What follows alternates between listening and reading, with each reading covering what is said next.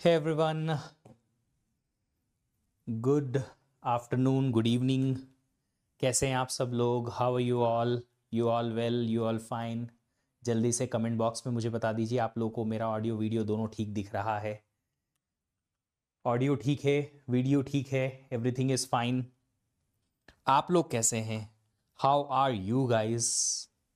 पढ़ाई कैसी चल रही है सब लोगों की? Great, good. राम राम भैया, राम राम।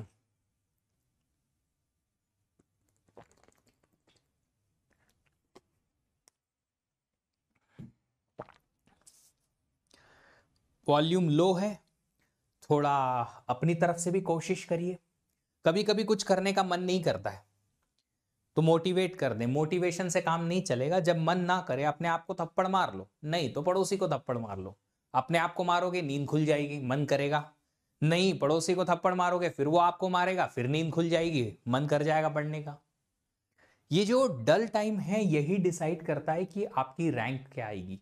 जब उस डल टाइम में भी आप थोड़ा, चलो यार इतना तो कर ही लेते हैं, चलो मोटिवेशन नहीं सही, पढ़ने का नहीं है, प्रैक्टिस कर लो, नोट्स बना लो, चेक कर लो कि बचा क्या है, कौन कौन से लेक्चर्स बचे हुए हैं, ये इसकी लिस्ट बना ली, शेड्यूल बना दिया। कोई ऐसी चीज जो आपको बिना ज्यादा मेहनत के हो जाए वो कर लो। कोई असाइनमेंट कॉलेज का पेंडिंग है या लैब रिपोर्ट पेंडिंग है वो बना लो, है ना। सर आप ओएस सब्जेक्ट बहुत अच्छा टीच करते हैं। लोकेश, वैसे मैंने इस प्लेटफॉर्म पे तो पढ़ाया नहीं, बट फिर भी धन्यवाद आपका, बड़ा मजा आएगा अभी ओएस पढ़ने में भी।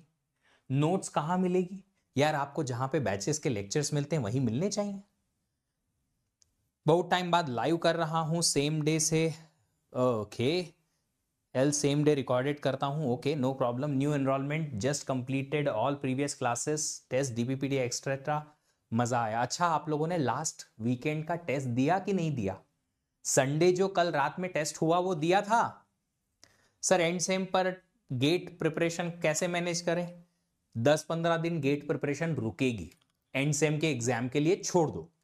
वापस जब एग्जाम फिनिश हो जाए तो 10-15 दिन का गैप मिलेगा। सेमेस्टर जिसको ब्रेक बोलते हैं, या एंड सेम ब्रेक बोलते हैं, या मिड सेम ब्रेक बोलते हैं, जो भी आप ब्रेक बोलते हो वो, बस उसमें बैकलॉग्स क्लियर कर दो, है ना।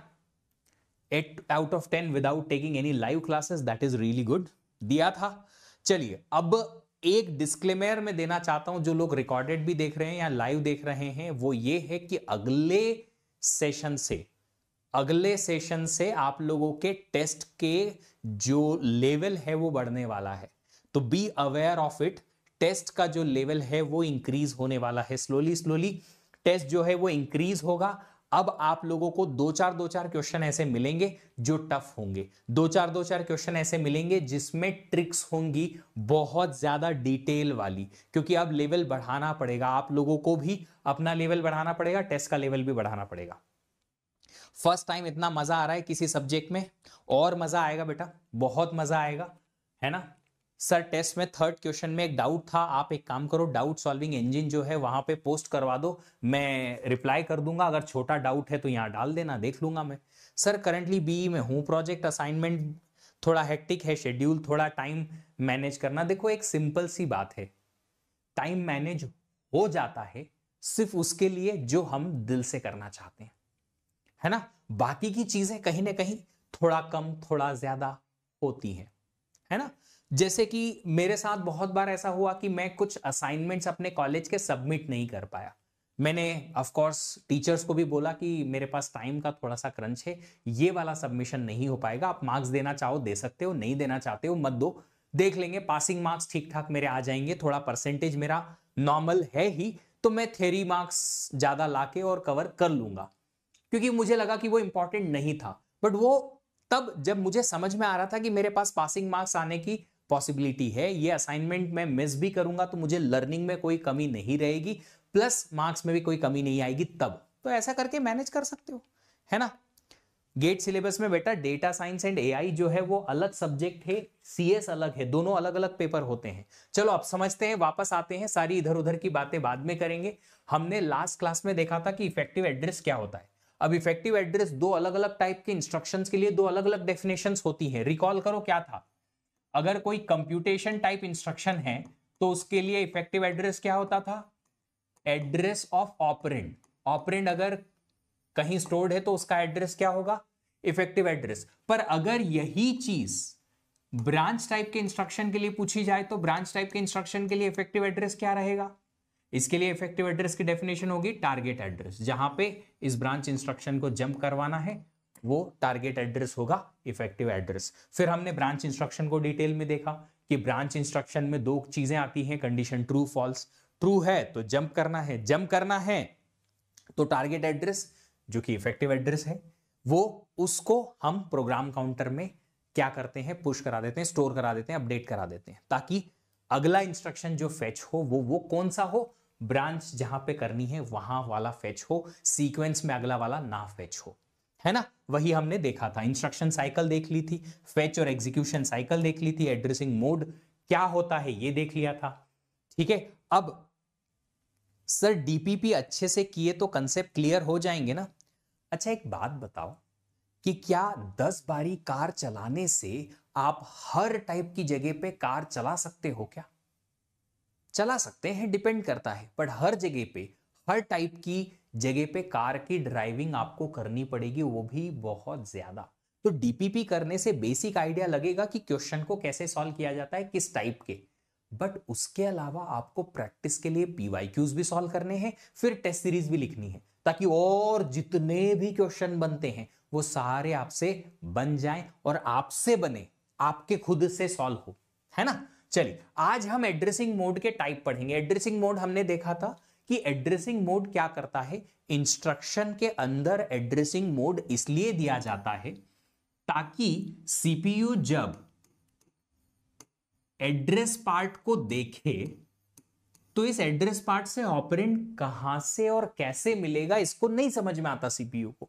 तो ये मोड जो है वो बताता है कि इस एड्रेस पार्ट की वैल्यू को कैसे यूज करें ताकि ऑपरेंड मिल जाए और कहां से मिल जाए, ये एड्रेसिंग मोड बताता है। ठीक है, तो एड्रेसिंग मोड क्या करता है ये हमने लास्ट क्लास में डेफिनेशन देखी थी। It specifies how and from where the operands are obtained for an instruction with the help of address part. ये लास्ट टाइम की डेफिनेशन थी हमारी, है ना? ठीक है, लास्ट टाइम की हमारी ये डेफिनेशन थी। ये डेफिनेशन हो गई हमारी, फिनिश हो गई। अब देखो आप लोगों को डीपीपीज या क्विज से अगर रिलेटेड क्वेश्चंस हैं तो हम उसको बाद में देखेंगे, अभी पहले हम लर्निंग कर लेते हैं, है ना? समझिएगा, एड्रेसिंग मोड के आज हम टाइप पढ़ेंगे। टाइप मतलब कि अलग अलग कौन कौन से मोड हैं जिसमें इंस्ट्रक्शन की हेल्प से हमें ऑपरेंड मिलेगा, या जो भी मोड जिस चीज के लिए काम करता है वो मिलेगा। तो पहली चीज जो आज हम पहला मोड देखने वाले हैं वो है implied mode. Implied mode in general वहां यूज होता है जहां पे कि, इन जनरल मतलब एक्चुअल में वहां यूज होता है जहां पे इस एड्रेस पार्ट की हेल्प से ऑपरेंड नहीं मिलता। फिर कहां से मिलता है सर ऑपरेंड? इस ऑपकोड की हेल्प से ऑपरेंड मिलता है। सर ऑपकोड तो ऑपरेशन बताता है, जी हां, पर कभी कभी कुछ ऑपरेशंस ऐसे होते हैं जिसमें ऑपकोड ही आपको ऑपरेशन तो बताता ही बताता है और इसके साथ ही साथ आपको ऑपरेंड की भी इंफॉर्मेशन दे देगा कि कौन से ऑपरेंड पे ऑपरेशन परफॉर्म करना है। तो कभी अगर ऑपकोड ही आपको ऑपरेशन और ऑपरेंड दोनों बता दे तो इस टाइप के मोड को क्या कहा जाता है? Implied mode. तो इंप्लाइड मोड की कोई इंफॉर्मेशन, कोई बिट का कॉम्बिनेशन यहां मोड में होगा। जब सीपीयू से रीड करेगा मोड को, समझेगा कि ये मोड क्या है, इंप्लाइड मोड, तो सीपीयू को पता चलेगा कि ऑपकोड से ही मुझे दोनों मिल जाएंगे, ऑपरेशन भी मिल जाएंगे, ऑपरेंड भी मिल जाएगा, मुझे एड्रेस पार्ट तक जाने की जरूरत नहीं पड़ेगी। The opcode definition itself defines the operand. Opcode की डेफिनेशन जो है, ऑपकोड की जो बिट्स कॉम्बिनेशन है उसी में ही आपको दोनों मिल जाता है। एक एग्जांपल मैं बताता हूं। अगर एग्जांपल है ऑपकोड,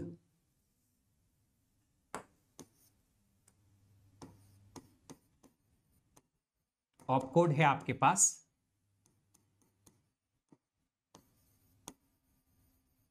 इंक्रीमेंट एक्यूमुलेटर। ऐसे कुछ ऑपकोड बनाए जाते हैं। इसका शॉर्ट फॉर्म जो माइक्रो प्रोसेसर में होता है वो होता है ये INCA। माइक्रो प्रोसेसर में एडिशन को ADD लिखते हैं ना, वो निमोनिक वर्ड होता है, short form of your operations या opcode in the microprocessor language. तो ये INCA लिखा हमने, इसका क्या मतलब है? ऑपकोड में ही यहां कॉम्बिनेशन में क्या पता चलेगा? Increment the accumulator value.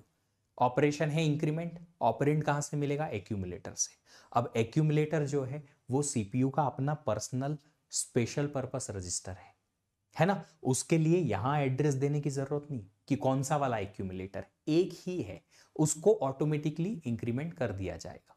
उसके लिए यहां एड्रेस पार्ट में कुछ एड्रेस मिला नहीं, जरूरत ही नहीं। क्यों? क्योंकि इंप्लिसिटली एक्सेस हुआ ना क्या? वो एक्यूमुलेटर। तो ऑपरेशन भी यहीं से मिला, ऑपरेंड भी यहीं से मिला, देख सकते हो दोनों चीजें यहीं से मिली। इसलिए ऐसी जगह पे हम मोड क्या यूज करेंगे? क्या यूज करेंगे? हम इंप्लाइड मोड यूज करेंगे। एक बहुत अच्छा सा एग्जाम्पल है, बड़ा सिंपल सा, मम्मी वाला नहीं, पप्पा वाला आएंगे यहाँ पे, पप्पा जी आएंगे।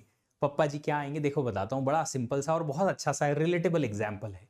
मान लो आप अपनी सिटी में, अपने टाउन में, अपने गांव में घूम रहे हैं अपने दोस्तों के साथ, है ना, घूमते हो ना दोस्तों के साथ, कहीं तो घूमने जाते हो, चौपाटी पे चाट खाते हो या कुछ तो स्पेशल खाने के लिए जाते हो, राइट। तो अब मान लो कि एक चौपाटी पे यहाँ पे कहीं सर्कल है, यहाँ पे आप अपने फ्रेंड्स के साथ में खड़े हुए हो और थोड़ी देर के बाद आपके फादर साहब यहाँ आ जाते हैं।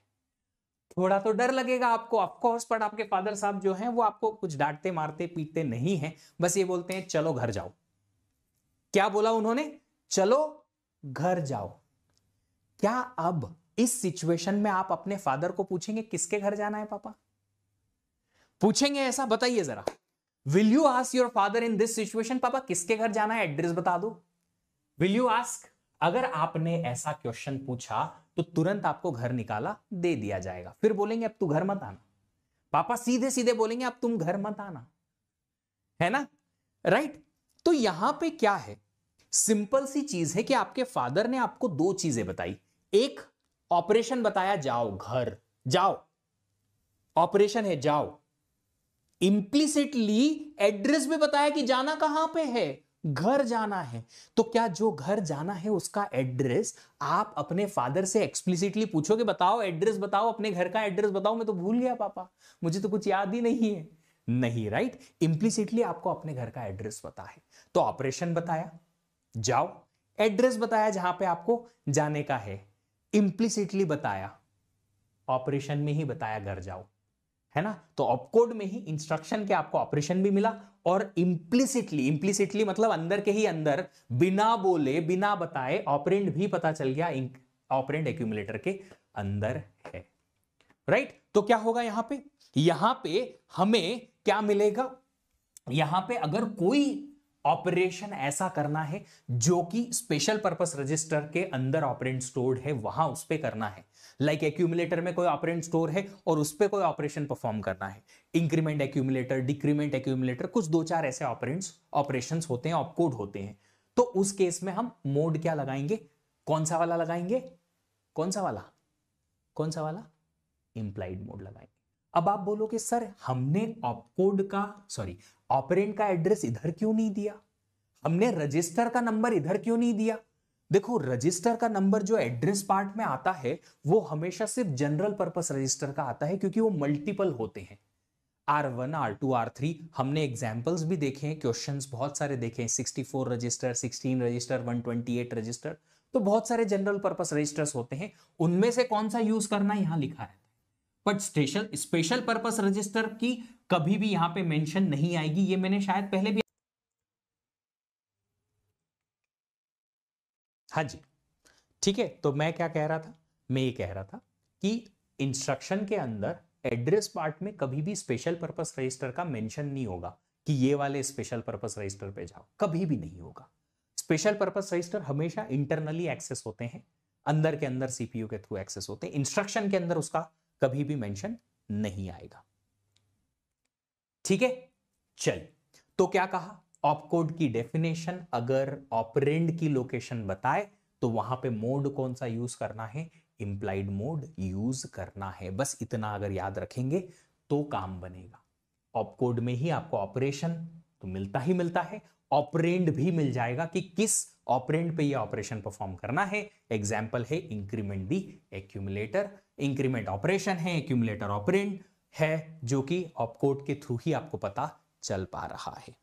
ठीक है, अभी आगे बढ़ते हैं इमीडिएट मोड। इमीडिएट मोड नाम से ही समझ में आ रहा है कि ऑपरेंड इमीडिएटली मिलेगा, पर कहां से मिलेगा? देखिए क्या लिखा है, address field of instruction specifies the operand value.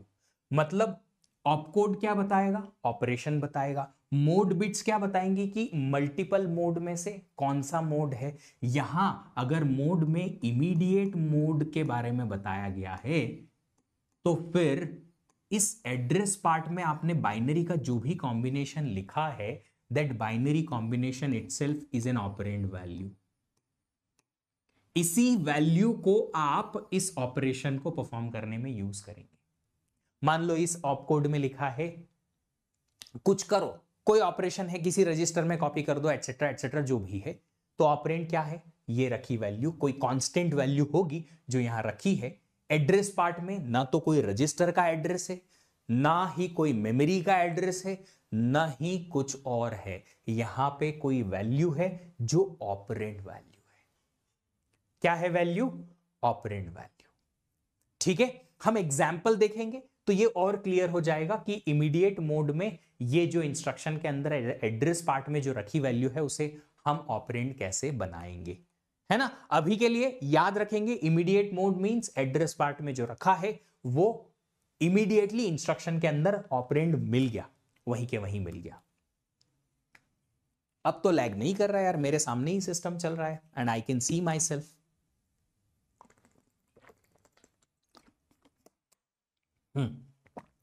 चलिए, डेफिनेशन क्लियर है। बाद में ओके, जिन लोगों को लैग लग रहा है ना, वो लोग एक बार रिफ्रेश कर लो अपने पेज को, है ना। थोड़ा थोड़ा वॉल्यूम हाई कर दो। मेरे पास से तो यार हाईएस्ट वॉल्यूम है, इससे ज्यादा तो मैं भी नहीं कर पाऊंगा।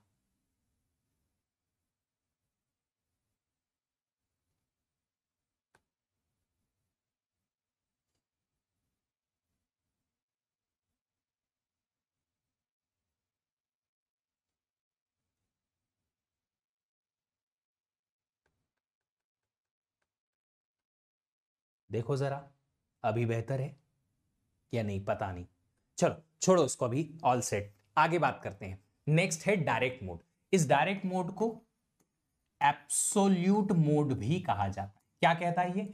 Address field of instruction specifies the effective address. Definition recall करो, इफेक्टिव एड्रेस की क्या होती है? इफेक्टिव एड्रेस की डेफिनेशन बताओ क्या होता है? इफेक्टिव एड्रेस होता है एड्रेस ऑफ ऑपरेंड, ऑपरेंड का एड्रेस।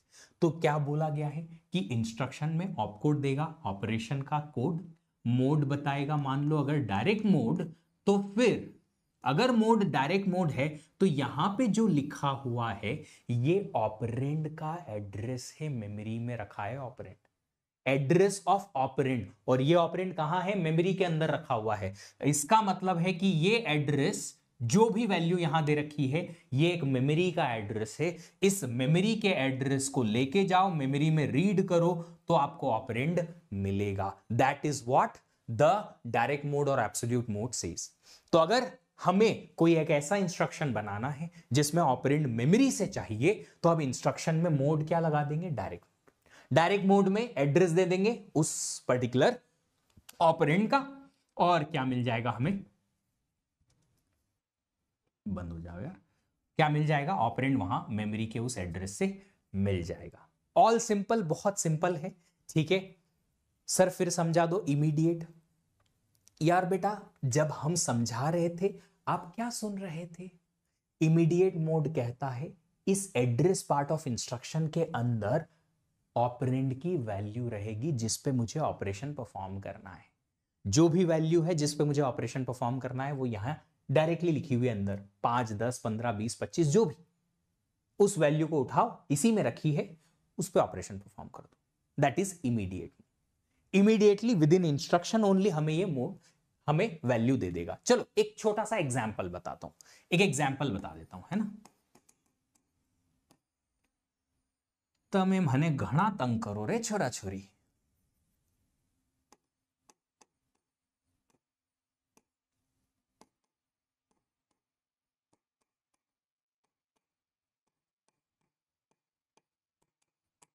मान लो 2 एड्रेस इंस्ट्रक्शन है, 2 एड्रेसेस है, दोनों के अलग अलग मोड है। ऑपकोड बोलता है ये वाला कि एडिशन परफॉर्म करना है। अब बोलता है, एग्जाम्पल है यार, मेरा मानना है, मैं कुछ भी मान लू मेरे एग्जाम्पल के हिसाब से, तो ऑपकोड बोल रहा है कि एडिशन परफॉर्म करना है। ये मोड 1 बोलता है कि इस एड्रेस 1 से आपको जो वैल्यू मिल रही है वो है एक रजिस्टर, जो कि है रजिस्टर R1। मोड 2 बोलता है कि इस एड्रेस से आपको जो मिल रहा है वो है एक वैल्यू 15। तो ये जो मोड 2 है, ये मोड 2 है इमीडिएट मोड। ये मोड 2 जो है वो क्या है, इमीडिएट मोड है। ये क्या कह रहा है कि इस एड्रेस में जो रखा है वो वैल्यू है, उसको यूज करो डायरेक्टली। किसमें, ऑपरेशन में, कौन से वाले, जो भी यहां दे रखा है उसमें। तो जब भी कभी ऐसा इंस्ट्रक्शन बने जिसमें हम एड्रेस पार्ट में डायरेक्टली वैल्यू लिख दें, कांस्टेंट वैल्यू, तो फिर आप क्या कर सकते हो, यहां पे मोड को इमीडिएट मोड बना दो। ये वाला मोड कौन सा होगा, थोड़ी देर बाद पढ़ेंगे हम, कि अगर ऑपरेंड रजिस्टर से मिलता है तो उसको रजिस्टर मोड बोलते हैं। ऑपरेंड इंस्ट्रक्शन के अंदर डायरेक्टली वैल्यू मेंशन होती है तो उसको इमीडिएट मोड बोलते हैं। तो यहां पे ये एड्रेस 1 के लिए रजिस्टर मोड, एड्रेस 2 के लिए इमीडिएट मोड। इंस्ट्रक्शन कैसा बनेगा, R1 रजिस्टर को 15 वैल्यू के साथ ऐड करो, रिजल्ट R1 में ही आता है, हमें पता है। अब समझ में आया, ऑलवेज अ कांस्टेंट वैल्यू। ओ भाई साहब, तो वैल्यू वैल्यू होती है ना, उसको 15 को 20 कैसे कर सकते हो इंस्ट्रक्शन के अंदर, अभी 15 है, बाद में 20 हो गया। इंस्ट्रक्शन बन गया तो बन गया ना। एक बार जो वैल्यू आपने प्रोग्राम में लिखी, आपने लिखा ए वेरिएबल इनिशियलाइज विद 8, क्या ये बाद में 8 की जगह 6 दिखाने लगेगा ऑटोमेटिकली? नहीं ना, कांस्टेंट है, कांस्टेंट है यार। जो तुमने लिखा है वही होगा ना। मान लो आपने प्रोग्राम में लिख दिया कि हमें ए वेरिएबल में बाद में 5 को ऐड करना है, तो ये 5 तो आपने प्रोग्राम में आपने लिखा ना, तो एज इट इज इंस्ट्रक्शन में भी झलकेगा। अलग से 5 की जगह 15 थोड़ी हो जाएगा। काश ऐसा होता तो मैं अपनी सैलरी बढ़ा लेता, जितनी भी सैलरी है प्लस 5 लाख महीने का एक्स्ट्रा, बल्ले बल्ले बल्ले, रोज तुमको पार्टी देता अगर ऐसा हो जाता तो, है ना।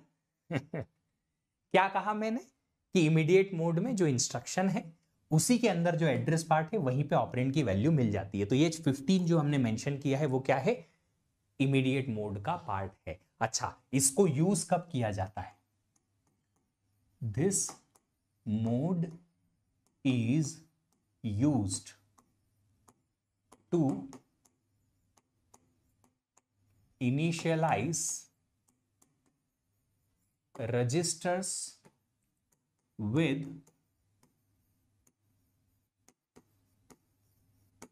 constant value or to use constants in instructions। कभी अगर आपको R1 रजिस्टर में 5 डालना है, R2 रजिस्टर में 15 कोई वैल्यू डालना है, प्रोग्राम की रिक्वायरमेंट है, तो ऐसा इंस्ट्रक्शन बनाएंगे जहां पे एक मोड इमीडिएट मोड होगा। इमीडिएट मोड में आप जो भी कांस्टेंट वैल्यू रजिस्टर में डालना चाहते हो वो डाल दो, या कोई कांस्टेंट वैल्यू इंस्ट्रक्शन में यूज करनी है लाइक दिस कि मुझे R1 में 15 ऐड करना है, तो आप ऐसा कर सकते हो, डायरेक्टली वैल्यू मेंशन कर दो। कहां पे, इमीडिएट मोड में एड्रेस पार्ट में इंस्ट्रक्शन रख दो। ऐसा है, यह है इमीडिएट मोड का मीनिंग। अभी डायरेक्ट मोड, डायरेक्ट मोड क्या कहता है कि डायरेक्ट मोड में अगर मोड डायरेक्ट है, ये कब यूज होगा एड्रेसिंग मोड, जब हमें ऑपरेंड मेमोरी से लेना है। तो ऐसे इंस्ट्रक्शन बनेंगे जहां पे ऑपरेंड मेमोरी से लेना है, तो हम मोड कौन सा यूज कर सकते हैं, डायरेक्ट मोड कर सकते हैं। मतलब वन ऑफ द ऑप्शन है, मेनी ऑप्शंस आर देयर कि मेमोरी से ऑपरेंड अलग अलग वेरिएंट्स में मिल जाएंगे। एक one of the basic operation या बेसिक रिक्वायरमेंट इससे फुलफिल हो जाएगी कि ऑपरेंड का अगर एड्रेस हमें पता है, इफेक्टिव एड्रेस उसे बोलते हैं, तो इंस्ट्रक्शन बनाते वक्त इफेक्टिव एड्रेस डायरेक्टली यहां डाल दो। डायरेक्ट मोड या एब्सोल्यूट मोड में इस एड्रेस पार्ट में क्या मिलेगा, जो भी कुछ वैल्यू मिलेगी वो मेमोरी का एड्रेस होगा। मेमोरी के एड्रेस से क्या करेंगे, उस एड्रेस पे जाएंगे, ऑपरेंड मिल जाएगा। That is what the absolute और direct mode. Address field of instruction, ये रहा इंस्ट्रक्शन का एड्रेस फील्ड, इसमें क्या वैल्यू रखेंगे हम, इफेक्टिव एड्रेस रखा रहेगा। तो जब भी कभी मोड से, मोड को डिकोड करके सीपीयू समझता है कि मोड तो डायरेक्ट मोड है, तो सीपीयू का यहां इस एड्रेस पार्ट में क्या मिलेगा, अगर मोड डायरेक्ट मोड है तो इस एड्रेस पार्ट में सीपीयू को क्या मिलेगा, मेमोरी का एड्रेस मिलेगा, और उस मेमोरी के एड्रेस पे सीपीयू को अगर रीड करना पड़ा तो वहां क्या मिल जाएगा, ऑपरेंड मिल जाएगा। पिछले वीडियो में हमने R1 में 15 दिया था, वो इमीडिएट मोड से हुआ था। हाँ जी, चलिए आगे बढ़ेंगे। नेक्स्ट है इनडायरेक्ट मोड। देखो, डायरेक्ट मोड मतलब ऑपरेंड डायरेक्टली मिल रहा है, इनडायरेक्ट मोड मतलब ऑपरेंड डायरेक्टली नहीं मिलेगा, इनडायरेक्टली मिल जाएगा, मिलेगा तो सही। हाँ जी, तो ये इनडायरेक्ट मोड क्या कहता है, सुनिएगा, ये डेफिनेशन में थोड़े से चेंजेस हैं, बताऊंगा। डायरेक्ट मोड में हमें यहां पे क्या मिल रहा था, एड्रेस, किसका, मेमोरी का। उस एड्रेस पे हम जा रहे थे तो हमें ऑपरेंड मिल रहा था, जी हां। इस बार नहीं मिलेगा, क्यों, इस बार जब हम इस एड्रेस को लेके मेमोरी पे जाएंगे तो हमें इफेक्टिव एड्रेस मिलेगा। फिर इस इफेक्टिव एड्रेस को लेके आओ और इस पे फिर से मेमोरी रीड करो तो क्या मिलेगा, ऑपरेंड मिलेगा, इनडायरेक्टली मिला। तो इस इंस्ट्रक्शन के अंदर जो एड्रेस मिला है वो एड्रेस इफेक्टिव एड्रेस नहीं है। तो फिर क्या है सर, उस एड्रेस पे जाके ऑपरेंड नहीं मिलता। देखो, address of operand is effective address. तो यहां पे एक एड्रेस मिला मेमोरी का, उस एड्रेस पे गया तो ऑपरेंड नहीं मिला, इफेक्टिव एड्रेस मिला मुझे। फिर इस इफेक्टिव एड्रेस पे फिर से गया तो ऑपरेंड मिला। एग्जांपल मैं बता देता हूं, मान लो इफेक्टिव एड्रेस है, ये ऑपरेंड है, ऑपरेंड की वैल्यू जो भी X Y Z whatever, ये ऑपरेंड रखा हुआ है एड्रेस 600 पे, और 600 एड्रेस इसका इफेक्टिव एड्रेस होगा, तो यहां 600 रखा हुआ है, और मुझे ये 600 एड्रेस जो रखा है वो रखा है 550 पे, तो यहां पे मेंशन्ड है 550। कहां से क्या मिला, इंस्ट्रक्शन के अंदर 550 मिला। 550 एड्रेस पे अगर हम रीड करेंगे तो क्या मिलेगा, 600। ऑपरेंड है क्या 600, नहीं सर, ऑपरेंड नहीं है, 600 तो एड्रेस है, उस एड्रेस पे गए तो फिर ऑपरेंड मिलेगा। लेट्स से ऑपरेंड 50 है, ऐसे पॉइंटर है क्या, हाँ जी ये पॉइंटर है, पॉइंटर है। देखो, आपकी सी प्रोग्रामिंग में होता है पॉइंटर, होता है ना। अब आपने अगर पॉइंटर यूज करके मान लो एक वेरिएबल एक्सेस करने की कोशिश करी तो उसका इंस्ट्रक्शन कैसे बनेगा, उसका इंस्ट्रक्शन बनेगा इनडायरेक्ट मोड की हेल्प से। उसका इंस्ट्रक्शन कैसे बनेगा, इनडायरेक्ट मोड की हेल्प से। It is used to implement pointers. कैसे, आप में से सब लोगों को पॉइंटर क्या है इतना पता है? अगर आप लोगों को पॉइंटर नहीं पता है तो आई वुड सजेस्ट कि आप पहले सी प्रोग्रामिंग अच्छे से पढ़ो, तब जाके फिर ये कोर्स दोबारा आप शायद रिकॉर्डेड पढ़ लोगे, चलेगा, मुझे कोई तकलीफ नहीं है, पर पहले सी प्रोग्रामिंग पढ़ लो अगर नहीं पढ़ी है तो। क्योंकि सी प्रोग्रामिंग से आपको बेसिक आइडिया आएगा कि प्रोग्राम है क्या, चलता कैसे है, प्रोग्राम की छोटी छोटी मेथडोलॉजीज क्या होती हैं, प्रोग्राम की छोटी छोटी चीजें क्या होती हैं, like pointer, like variable, like array etcetera. जब नहीं पता है तो फिर मुश्किल आएगी, है ना। चलिए, तो पॉइंटर क्या है, पॉइंटर एक ऐसा वेरिएबल है जिसमें वैल्यू नहीं होती, किसी और का एड्रेस होता है, यस और नो, होता है या नहीं, यस। अब देखिए जरा, हमने एक एग्जाम्पल लिया, इन सी प्रोग्रामिंग कोई तो एक ऐसा स्टेटमेंट लिखा आपने ऑपरेशन परफॉर्म करने का ऑन दिस।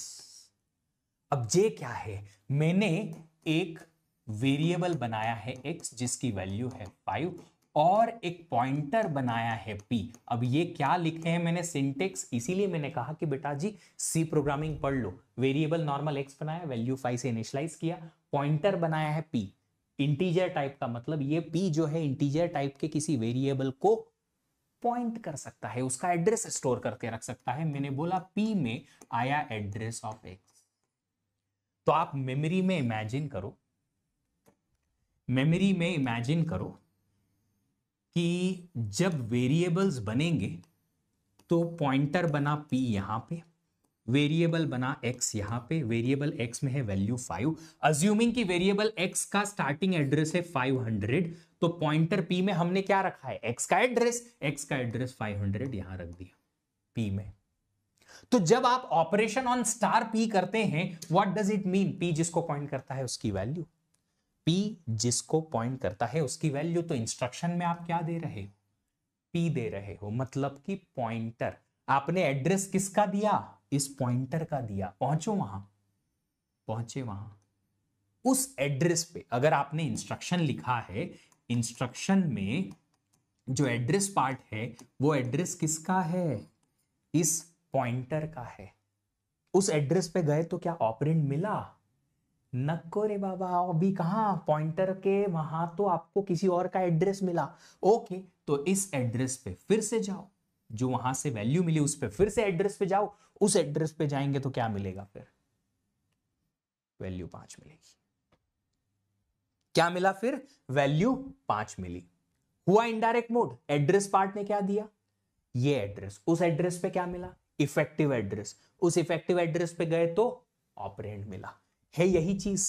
देखिए, तो यह जो लिखा है एड्रेस फील्ड, यहां 500 है क्या, वहां 550 है क्या, इफेक्टिव एड्रेस का एड्रेस, तो मैं लिखूंगा address field of instruction specifies the address of effective address. Effective address का भी एड्रेस जो कि मेमोरी के अंदर रखा है इफेक्टिव एड्रेस, उसका एड्रेस दिया।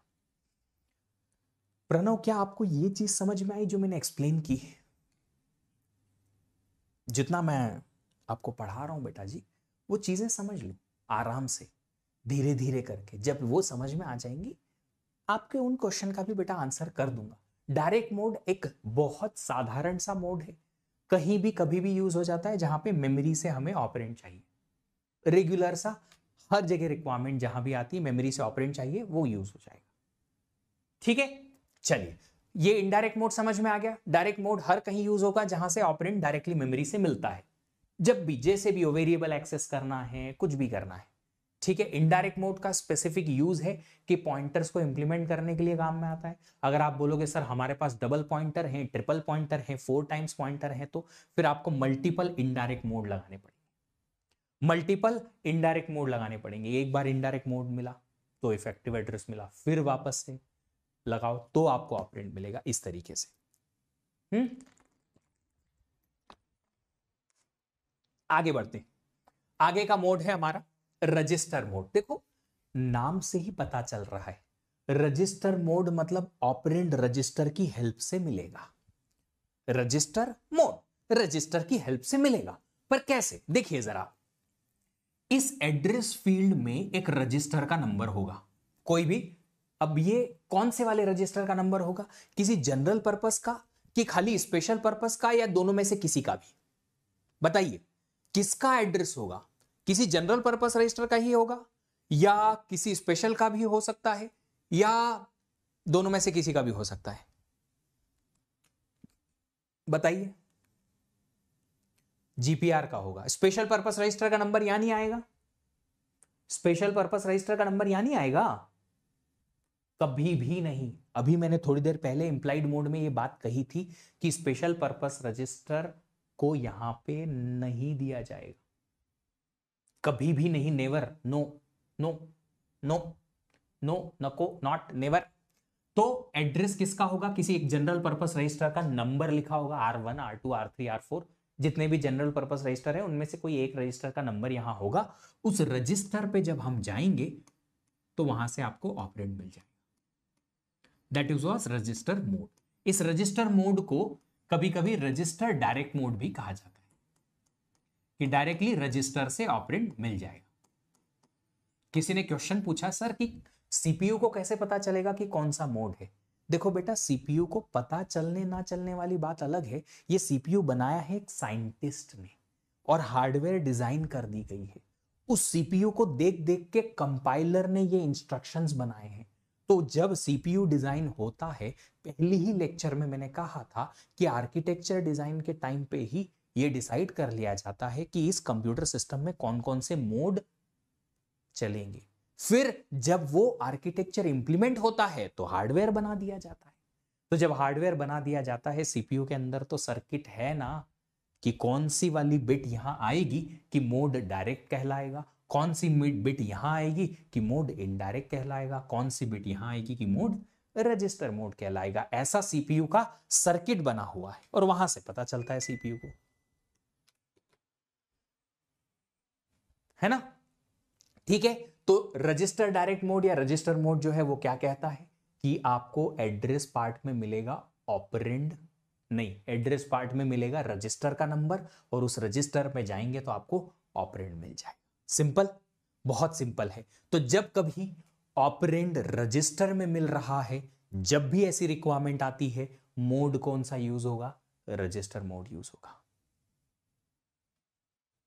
ठीक है, आईएनसी पीसी कभी इंस्ट्रक्शन नहीं होता बेटा, इंक्रीमेंट पीसी कभी भी कोई ऐसा इंस्ट्रक्शन नहीं आता, ऐसा कोई ऑपकोड नहीं बनता, है ना। Means design of CPU is complex, more complex than you can even understand. अभी तो यहां समझने में पसीने पसीने आ गए, ओ बाप रे, अब समझ में आया, समझने में पसीने आ रहे हैं। डिजाइन का जब करोगे, ये तो आप समझ लीजिए कि सीपीयू के डिजाइन का बस इतना सा पार्ट भी नहीं समझाया मैंने, इतना सा, इतने में पसीने आ गए। तो जब डिजाइन पूरी समझोगे तभी तो बनाओगे, और जब बनाओगे तभी मजा आएगा, है ना। चलिए आगे बढ़ते हैं। नेक्स्ट है रजिस्टर इनडायरेक्ट मोड। अब देखो, रजिस्टर के थ्रू तो ऑपरेंड मिल रहा है, ये नाम से पता चल रहा है, बट डायरेक्टली नहीं मिल रहा, इनडायरेक्टली मिलेगा। ठीक है, इनडायरेक्टली मिलेगा। इनडायरेक्टली मिलेगा मतलब देखो समझते हैं कि अगर मोड रजिस्टर इनडायरेक्ट मोड है तो इस एड्रेस पार्ट से मिलेगा तो रजिस्टर का नंबर, पर इस रजिस्टर पे जब हम जाएंगे तो हमें यहां पे पिछली बार की तरह ऑपरेंड नहीं मिल रहा। फिर क्या मिलेगा सर, ऑपरेंड की जगह मिलेगा ये इफेक्टिव एड्रेस, ऑपरेंड का एड्रेस मिलेगा रजिस्टर के अंदर। तो फिर क्या करेंगे, हम इस इफेक्टिव एड्रेस को ले जाके मेमोरी पे रीड करेंगे तो हमें ऑपरेंड मिलेगा। Address field of instruction specifies a resistor, ये एड्रेस फील्ड ऑफ इंस्ट्रक्शन में एक रजिस्टर का नंबर होगा, वहां जाएंगे, विच holds not operand effective address.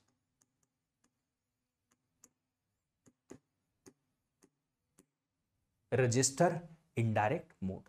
अब देखो, जो रेगुलर इनडायरेक्ट मोड था वो तो समझ में आया कि पॉइंटर को इंप्लीमेंट करने के लिए यूज में आता है। ठीक है, पॉइंटर में पॉइंटर भी मेमोरी के अंदर है और ऑपरेंड भी मेमोरी के अंदर है, इसलिए हम उसको यूज करते हैं।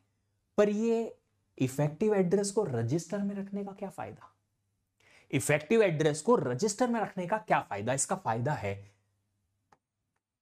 मैं लिख देता हूं, this mode is used to shorten the instruction length, instruction की लेंथ को छोटा करने के लिए ये यूज में आता है। अब ये कैसे बताऊंगा, पहले ये बताओ, आपके पास सब में से सबके पास या किसी न किसी के पास तो कंप्यूटर सिस्टम होगा। आप लोगों के पास जो कंप्यूटर सिस्टम या लैपटॉप है उसमें रैम कितनी डली हुई है, रैम जो है उसकी साइज बताइए, what is the size of your computer system RAM,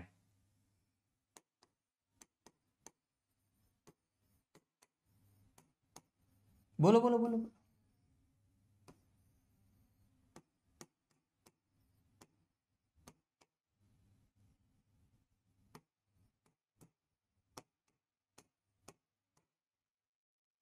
8 GB 16 GB 8 GB 16 GB, चलो 8 GB को एक बेसिक बेस मान लेते हैं कि 8 GB RAM is there. 8 GB का अगर रैम है, बाइट एड्रेसेबल होता है रैम। एग्जाम्पल है, assume a computer with RAM size 8 GB, 8G number of cells, हर एक सेल पर एक एक बाइट का data. Number of sales 8G है, 8 होता है 2 की पावर 3, G होता है 2 की पावर 30, 2 की पावर 33। तो यहां से जो एड्रेस साइज निकलेगा मेमोरी का कितना होगा बताइए जरा, मेमोरी का जो एड्रेस निकलेगा वो कितनी साइज का होगा, 33 बिट का एड्रेस निकलेगा।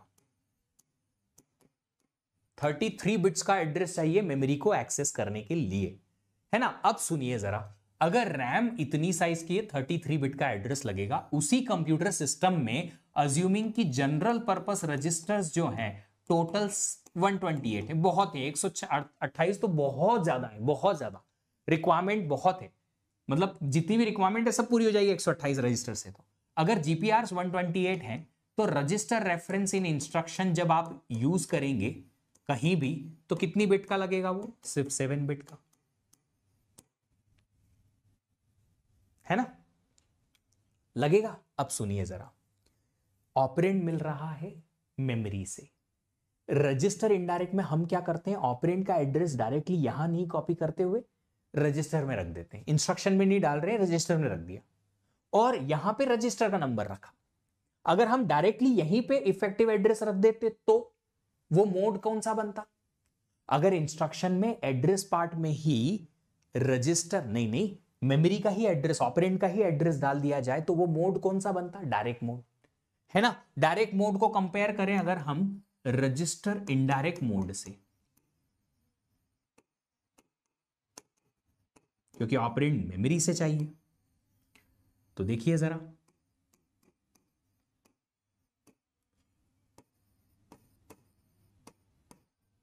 देखो इंस्ट्रक्शन की लेंथ अगर छोटी बड़ी हो सकती है तो ये कौन से वाले कंप्यूटर सिस्टम में रहेगा, जहां पे फिक्स्ड लेंथ इंस्ट्रक्शन यूज होता है या वेरिएबल लेंथ इंस्ट्रक्शन यूज होता है? इंस्ट्रक्शन की लेंथ छोटी बड़ी कर सकते हैं हम, कोशिश अगर करें तो ये कौन से कंप्यूटर सिस्टम की बात हो रही है जहां पे इंस्ट्रक्शन की लेंथ फिक्स है या वेरिएबल है? अगर सर फिक्स्ड है तो छोटी कैसे करोगे, पॉसिबल ही नहीं है, वेरिएबल करना पड़ेगा। तो क्या वेरिएबल लेंथ इंस्ट्रक्शन में ऑपकोड फिक्स होता है? ऑपकोड फिक्स होता है ना, तो मान लिया हमने कि ऑपकोड में x नंबर ऑफ बिट्स हैं, यहां पे ऑपकोड में दोनों टाइप के मोड के इंस्ट्रक्शन बने, x बिट्स ऑपकोड में, number of addressing mode CPU में फिक्स हो जाते हैं एक बार डिजाइन होने के बाद। मान लो 10 15 20 जितने भी मोड थे उसके according y number of bits mode में लगी। अब बताइए डायरेक्ट मोड में यहां एड्रेस किस चीज का डालते हो? डायरेक्ट मोड में एड्रेस किस चीज का डालते हो? डायरेक्ट मोड में हम एड्रेस डालते हैं मेमोरी का एड्रेस। इस एग्जाम्पल के हिसाब से मेमोरी का एड्रेस कितनी बिट का? 33 बिट का। तो इंस्ट्रक्शन में यहां एड्रेस कितने बिट का डालोगे? 33 बिट का, 33। पूरी इंस्ट्रक्शन की लेंथ कितनी? x plus Y plus 33 number of bits. बहुत बड़ा इंस्ट्रक्शन बनाई। अगर रजिस्टर इनडायरेक्ट की बात करें तो एड्रेस पार्ट में क्या डालते हो? एड्रेस पार्ट में हम डालते हैं सर रजिस्टर का नंबर, और रजिस्टर के अंदर इफेक्टिव एड्रेस है मेमोरी वाला। तो रजिस्टर के अंदर 33 बिट का एड्रेस रखा हुआ है, स्टोर्ड है, बट यहां पे हमने उस रजिस्टर का नंबर डाला जिसमें कि एड्रेस रखा है। रजिस्टर का नंबर डालना अगर यहां पे है तो रजिस्टर का नंबर डालने के लिए कितनी बिट लगेगी? खाली 7 बिट। इंस्ट्रक्शन की लेंथ कितनी आ गई? x plus Y plus 7 bits. बताइए इंस्ट्रक्शन छोटा हो गया? हाँ जी। मेमोरी से ऑपरेंड भी मिल गया? हाँ जी। टाइम एक्स्ट्रा लगा क्या? टाइम एक्स्ट्रा लगा क्या? डायरेक्ट मोड के कंपैरिजन में यहां एक्स्ट्रा टाइम लगेगा क्या? डायरेक्ट मोड के कंपैरिजन में क्या एक्स्ट्रा टाइम लगेगा? लग तो सकता है। सर वाई क्यों ऐड किया मेमोरी की साइज में? इधर इधर इधर इधर इधर इधर, कहां लिखा मेमोरी की साइज में वाई ऐड किया मैंने? कहां ऐड किया? इधर इधर इधर, आजा आजा मुन्ना आजा। अरे बेटा ये मोड बिट है, मोड फील्ड है तो उसमें भी 2-4 बिट लगेगी ना। एक कंप्यूटर सिस्टम में 8-10 मोड इंप्लीमेंट हो सकते हैं, सारे के सारे मोड इंप्लीमेंट हो सकते हैं जो हमने देखे। किसी इंस्ट्रक्शन में कौन सा मोड यूज होगा, किसी दूसरे इंस्ट्रक्शन में दूसरा मोड यूज होगा, तो बिट तो लगेगी ना। 8 में से कौन सा? रजिस्टर की मैक्स स्टोरेज कितनी हो सकती है तो डिजाइन पे डिपेंड करता है ना। तो क्या यहां पे इंस्ट्रक्शन की लेंथ में हमने ऑपकोड की लेंथ, मोड की लेंथ, एड्रेस फील्ड, तीनों फील्ड ऐड की? बताइए इंस्ट्रक्शन का लेंथ कम हुआ है रजिस्टर इनडायरेक्ट मोड में? यस, बट थोड़ा सा छोटा सा डिसएडवांटेज ऐड हुआ। कैसे? देखो मैं बताता हूं कि यहां पे अगर आपसे पूछा जाए डायरेक्ट मोड में तो कितना टाइम लगेगा,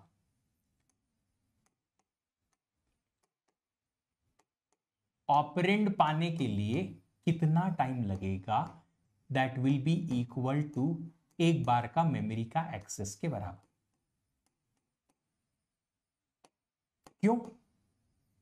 इंस्ट्रक्शन के अंदर से अगर ऑपरेंड का एड्रेस मिल गया तो एक बार मेमोरी को एक्सेस करना पड़ेगा और ऑपरेंड मिल जाएगा, that is direct mode. But यहां पे रजिस्टर इनडायरेक्ट मोड में क्या करना पड़ेगा, यहां से क्या मेमोरी का एड्रेस मिला, नहीं, एक बार पहले रजिस्टर एक्सेस करना पड़ेगा, रजिस्टर से मिलेगा इफेक्टिव एड्रेस, फिर वहां से आपको मेमोरी एक्सेस करनी पड़ेगी, तब जाके मिलेगा ऑपरेंड। तो हम यहां पे लिखेंगे कि इस केस में रजिस्टर इनडायरेक्ट के केस में कितना टाइम लगेगा, time required to obtain operand कितना होगा, 1 रजिस्टर का एक्सेस टाइम प्लस एक बार का मेमोरी का एक्सेस टाइम।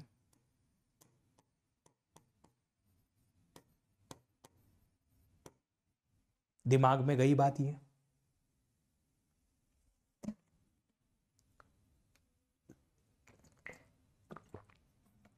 शुभम जादू किया मैंने, बस मैंने लिख दिया जो तुमको समझ में नहीं आएगा। कैसे आएगा बताओ, क्योंकि रजिस्टर इनडायरेक्ट मोड तुम्हारे दिमाग में समझ में ही नहीं आया।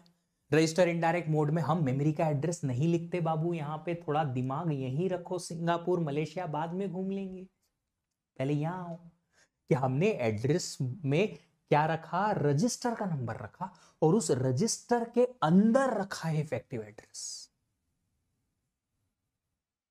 ठीक है, तो आप इमेजिन करिए, आपने स्टार्टिंग में जो इंस्ट्रक्शंस लिखे थे ना कि मैं एक काम करना चाहता हूं, मेमोरी में एक एड्रेस 1000 पे कुछ कंटेंट एक्सेस करना चाहता हूं, इसकी जगह पे आप इसको रिप्लेस कर रहे हो क्या, कि एक रजिस्टर है लेट्स से R3 जिसमें एड्रेस 1000 आपने कॉपी कर दिया और यहां पे आप M of R3 लिख रहे हो।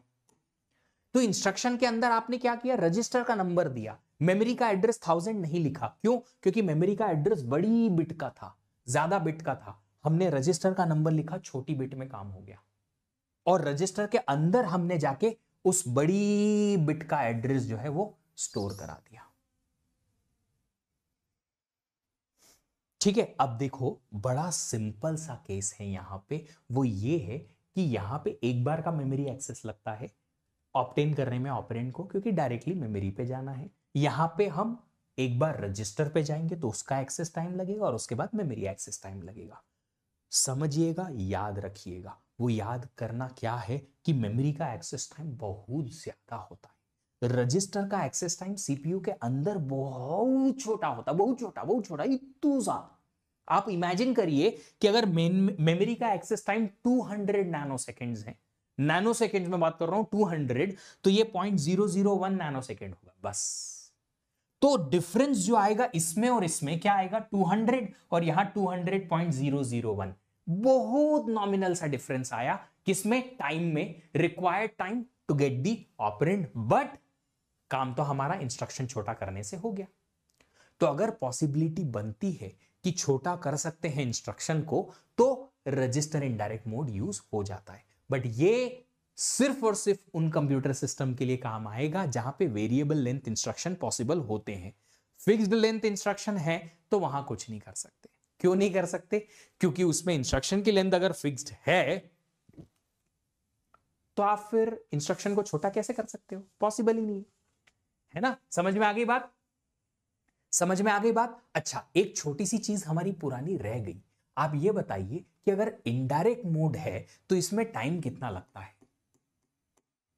टाइम टू गेट और ऑपरेट, गेट या ऑब्टेन ऑपरेंड कितना लगेगा, वो लगेगा 2 टाइम्स मेमोरी का एक्सेस टाइम।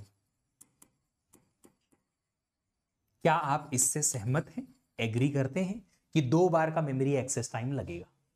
क्यों, क्योंकि सर पहले एड्रेस लेके जाएंगे तो इफेक्टिव एड्रेस रीड करना पड़ेगा, फिर उसको लेके जाएंगे तो फिर ऑपरेंड रीड करने को मिलेगा। सर आजकल तो वेरिएबल इंस्ट्रक्शन यूज होता है, बिल्कुल होता है, सारे अच्छे कंप्यूटर में वही यूज होता है। ठीक है, चलिए इतना क्लियर है सब लोगों को, है ना। Implied mode, immediate mode, direct mode, indirect mode, register mode, register indirect mode. Okay, चलिए अब नेक्स्ट हमारा जो है अब हम थोड़ा एडवांस्ड टाइप के एड्रेसिंग मोड पढ़ने जा रहे हैं। अगला है auto increment auto decrement mode. अब auto increment auto decrement mode के लिए हमें पहले एरे समझना पड़ेगा। क्या आप लोगों ने कभी एरे पढ़ा है जिसमें कि सारे एलिमेंट सीक्वेंस में रखे रहते हैं मेमोरी के अंदर? क्या आपने एरे पढ़ा है जिसमें कि सारे एलिमेंट सीक्वेंस में रखे होते हैं मेमोरी के अंदर, है ना? तो मान लो आपको एरे पे एक ऑपरेशन परफॉर्म करना है। वो ये है कि आपने एक तो कोई लूप लिख दिया है। लूप है आई की वैल्यू 0 से स्टार्ट हो रहा है, आई लेस देन 50 है, 50 एलिमेंट है एरे में, आई प्लस प्लस, और कोई तो एक ऑपरेशन है जो आपको एरे के हर एक एलिमेंट पे परफॉर्म करना है। ए ऑफ आई लिख दिया आपने यहां पे ऑपरेशन के साथ में। अगर यही ऑपरेशन, सेम ऑपरेशन आपको 50 एलिमेंट्स पे क्या करना है, परफॉर्म करना है, तो इस चीज को करने के लिए ये ऑटो इंक्रीमेंट डिक्रीमेंट मोड है। क्या कहता है, पहले मोड काम कैसे करता है सीख लेते हैं, फिर ये एरे पे कैसे मैप करेगा वो समझा देता हूं। It's a variant of register indirect mode. Register indirect mode का ही वेरिएंट है। रजिस्टर इनडायरेक्ट मोड पहले याद करो, पहले दिमाग में रजिस्टर इनडायरेक्ट मोड याद करो कि सर एड्रेस पार्ट में आता है रजिस्टर का नंबर, रजिस्टर के अंदर होता है एड्रेस ऑफ ऑपरेंड, जिस एड्रेस पे हम जाके मेमोरी से ऑपरेंड उठाते हैं। तो ये वेरिएंट है उसी का, मतलब कि कहीं ना कहीं वैसा ही कुछ होगा कि एड्रेस में मिलेगा रजिस्टर, रजिस्टर में मिलेगा इफेक्टिव एड्रेस। बट इसमें होता क्या है, इसमें यह होता है कि रजिस्टर का कंटेंट, रजिस्टर का कंटेंट मतलब रजिस्टर में जो रखी है वैल्यू वो। सर रजिस्टर में क्या रखते हैं हम, इफेक्टिव एड्रेस। तो ये क्या कहते हैं कि ये जो इफेक्टिव एड्रेस है वो ऑटोमेटिकली इंक्रीमेंट या डिक्रीमेंट होते जाता है to access a table of content sequentially. Table of content मतलब एरे से बात हो रही है। एरे को अगर हमें सीक्वेंशियली एक्सेस करना है, फर्स्ट से लास्ट या लास्ट से फर्स्ट, तो इसका इफेक्टिव एड्रेस इंक्रीमेंट होते रहता है। एग्जाम्पल बताता हूं, मान लो एरे स्टार्ट हो रहा है यहां से, इस एड्रेस से, तो सबसे पहले ये एड्रेस आपने यहां डाल दिया, इस एड्रेस पे आपको ऑपरेंड मिल रहा है ना? इफ रजिस्टर के अंदर है, इंस्ट्रक्शन में, ऑपकोड में ये ऑपरेशन है जो ऑपरेशन आपको यहां परफॉर्म करना है। मोड में है ऑटो इंक्रीमेंट मोड। इस एड्रेस पार्ट में है रजिस्टर का नंबर, ये वाले रजिस्टर का नंबर, रजिस्टर का नंबर दे दिया, ठीक है। ऑटो इंक्रीमेंट मोड है, इनडायरेक्ट रजिस्टर मोड की तरीके से जाएंगे, एड्रेस पे जाएं, रजिस्टर में गए, रजिस्टर से आपको एक एड्रेस मिलेगा, उस एड्रेस पे जाओ, ऑपरेंड उठाओ, मिल गया, ऑपरेंड पे ये वाला ऑपरेशन परफॉर्म कर दो। जैसे ही ऑपरेशन परफॉर्म हुआ, इस रजिस्टर में जो एड्रेस लिखा था, मान लो पहले एड्रेस था 500, अब रजिस्टर का एड्रेस 500 ऑटोमेटिकली इंक्रीमेंट हो जाएगा। इंक्रीमेंट हो जाएगा मतलब कि ये इफेक्टिव एड्रेस वो हो जाएगा जहां पे अगला ऑपरेंड रखा है। अगर अगला ऑपरेंड यहां पे 502 से स्टार्ट होकर रखा है तो ये 2 से इंक्रीमेंट हो जाएगा। इंक्रीमेंट हो गया, इंक्रीमेंट होने से क्या होगा, अभी ये इफेक्टिव एड्रेस किसको पॉइंट करेगा, अगले ऑपरेंड को। सेम इंस्ट्रक्शन फिर से एग्जीक्यूट हुआ, मैंने इंस्ट्रक्शन में कोई बदलाव नहीं किया, इंस्ट्रक्शन वही है, ऑपकोड सेम यही operation, mode auto increment, address इसी रजिस्टर का नंबर, इसी रजिस्टर का नंबर है, उस रजिस्टर पे गए तो इस रजिस्टर में अब क्या मिलेगा, एड्रेस 502, इस 502 वाले ऑपरेंड पे जाओ, यहां पे ऑपरेंड मिलेगा, ठीक है, उठाया, ऑपरेंड पे ऑपरेशन परफॉर्म कर दिया, परफॉर्म करने के बाद ये फिर से इंक्रीमेंट हो जाएगा। अगर इंक्रीमेंट हुआ तो फिर से हम कहां चले जाएंगे, अगले एड्रेस पे चले जाएंगे। अब फिर से यही इंस्ट्रक्शन एग्जीक्यूट करोगे तो आपको ये वाले ऑपरेंड पे ऑपरेशन परफॉर्म करने को मिलेगा, फिर इंक्रीमेंट हो जाएगा, फिर ये वाला एड्रेस मिलेगा। ऐसे करते करते यही एक इंस्ट्रक्शन आप 50 टाइम्स एग्जीक्यूट करो, 50 ऑपरेंड पे वही ऑपरेशन परफॉर्म हो गया। अब मान लो sir register value increment decrement CPU कैसे करेगा, सीपीयू करेगा, हां जी बिल्कुल, कैसे करेगा, ये मोड जो है उसका हार्डवेयर इंप्लीमेंटेशन है बैक साइड में, कि अगर मोड ऑटो इंक्रीमेंट है तो जैसे ही ये रजिस्टर का यूज करके हमने ऑपरेंड उठाया तो यहां पे इंक्रीमेंट हो जाएगा, एड्रेस बार बार मिलेगा। कौन सा एड्रेस, देखो इस इंस्ट्रक्शन को क्या मैंने चेंज किया, नहीं, इंस्ट्रक्शन में वही ऑपरेंड है जो कि वही वैल्यू है जो इस रजिस्टर का नंबर है। मोड में ऑटो इंक्रीमेंट मोड है, ऑपकोड में ये वाला ऑपरेशन जो परफॉर्म करना है वैल्यू पे, वो ऑप कोड में रखा हुआ है। ये रजिस्टर की वैल्यू इंक्रीमेंट होती रहेगी। अच्छा, अगर आपने ये लूप उल्टा लिखा होता तो मान लो i की वैल्यू 49 से स्टार्ट करके ग्रेटर देन 0 या ग्रेटर देन इक्वल टू 0 ऐसा किया होता तो उल्टे से चलते तो हम लास्ट से फर्स्ट एलिमेंट को एक्सेस करते तो कौन सा वाला मोड यूज करते? डिक्रीमेंट। यहां से स्टार्ट करते, डिक्रीमेंट करते जाते करते जाते करते जाते, तो हमें क्या मिलता? रिवर्स में एक्सेस करने को मिल जाता है ना। तो ये जो इंक्रीमेंट है वो रजिस्टर में होगा, जिससे कि एड्रेस जो है वो इंक्रीमेंट होते जाएगा, हमें अलग अलग ऑपरेंड एक्सेस करने को मिल जाएंगे सेम इंस्ट्रक्शन के साथ। डिक्रीमेंट अगर करना है, मतलब कि अगर आपने लूप ऐसा लिखा है, ये एक्सेस ऐसा करना है कि रिवर्स ऑर्डर में एक्सेस करना है, तो डिक्रीमेंट मोड यूज हो जाएगा। तो auto increment auto decrement mode जो है वो इस तरीके से काम करेंगे।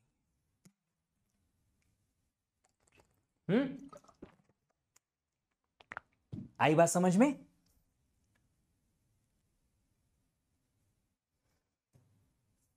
इतना समझ में आया?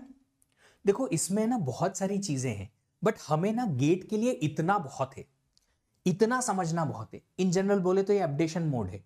हाँ, ये अपडेशन ऑटोमेटिकली होगा, इंटरनली जो मोड का हार्डवेयर बनेगा वो ऑटोमेटिकली करता रहेगा, इंस्ट्रक्शन में उसके बारे में कोई जिक्र नहीं है ना। चलिए, अभी अगर आप सब लोगों को ऑटो इंक्रीमेंट डिक्रीमेंट मोड समझ में आया तो एक बात समझ में आई कि टेबल ऑफ कंटेंट को सीक्वेंशियली एक्सेस करने के लिए, table of content is nothing but, हमारे अंडरस्टैंडिंग के लिए एरे को सीक्वेंशियली एक्सेस करने के लिए ये auto increment decrement mode use होता है ना। अभी जो ओल्ड माइक्रो प्रोसेसर्स हैं,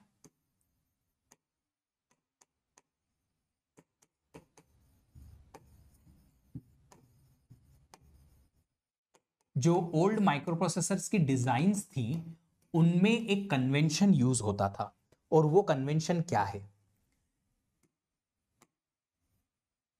ऑटो इंक्रीमेंट मोड जो था वो पोस्ट इंक्रीमेंट यूज करता था, और ऑटो डिक्रीमेंट मोड जो है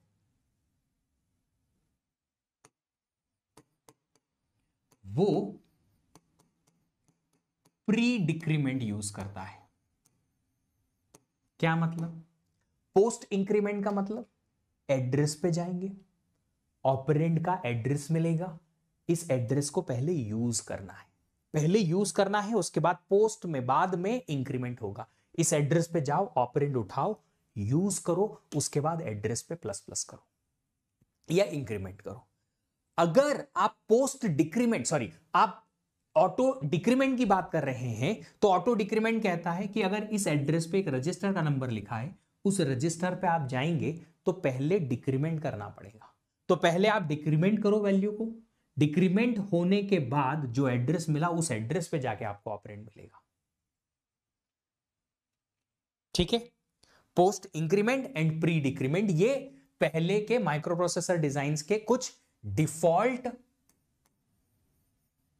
कन्वेंशंस थे।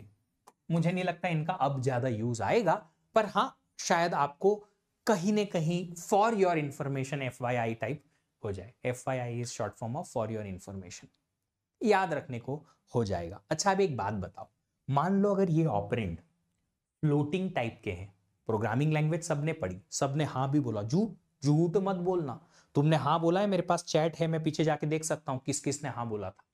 प्रोग्रामिंग लैंग्वेज पढ़ी तुमने, फ्लोट वेरिएबल होता है, एक फ्लोट वेरिएबल 4 बाइट का होता है, 4 एड्रेसेस पे रखा होता है मेमोरी के अंदर।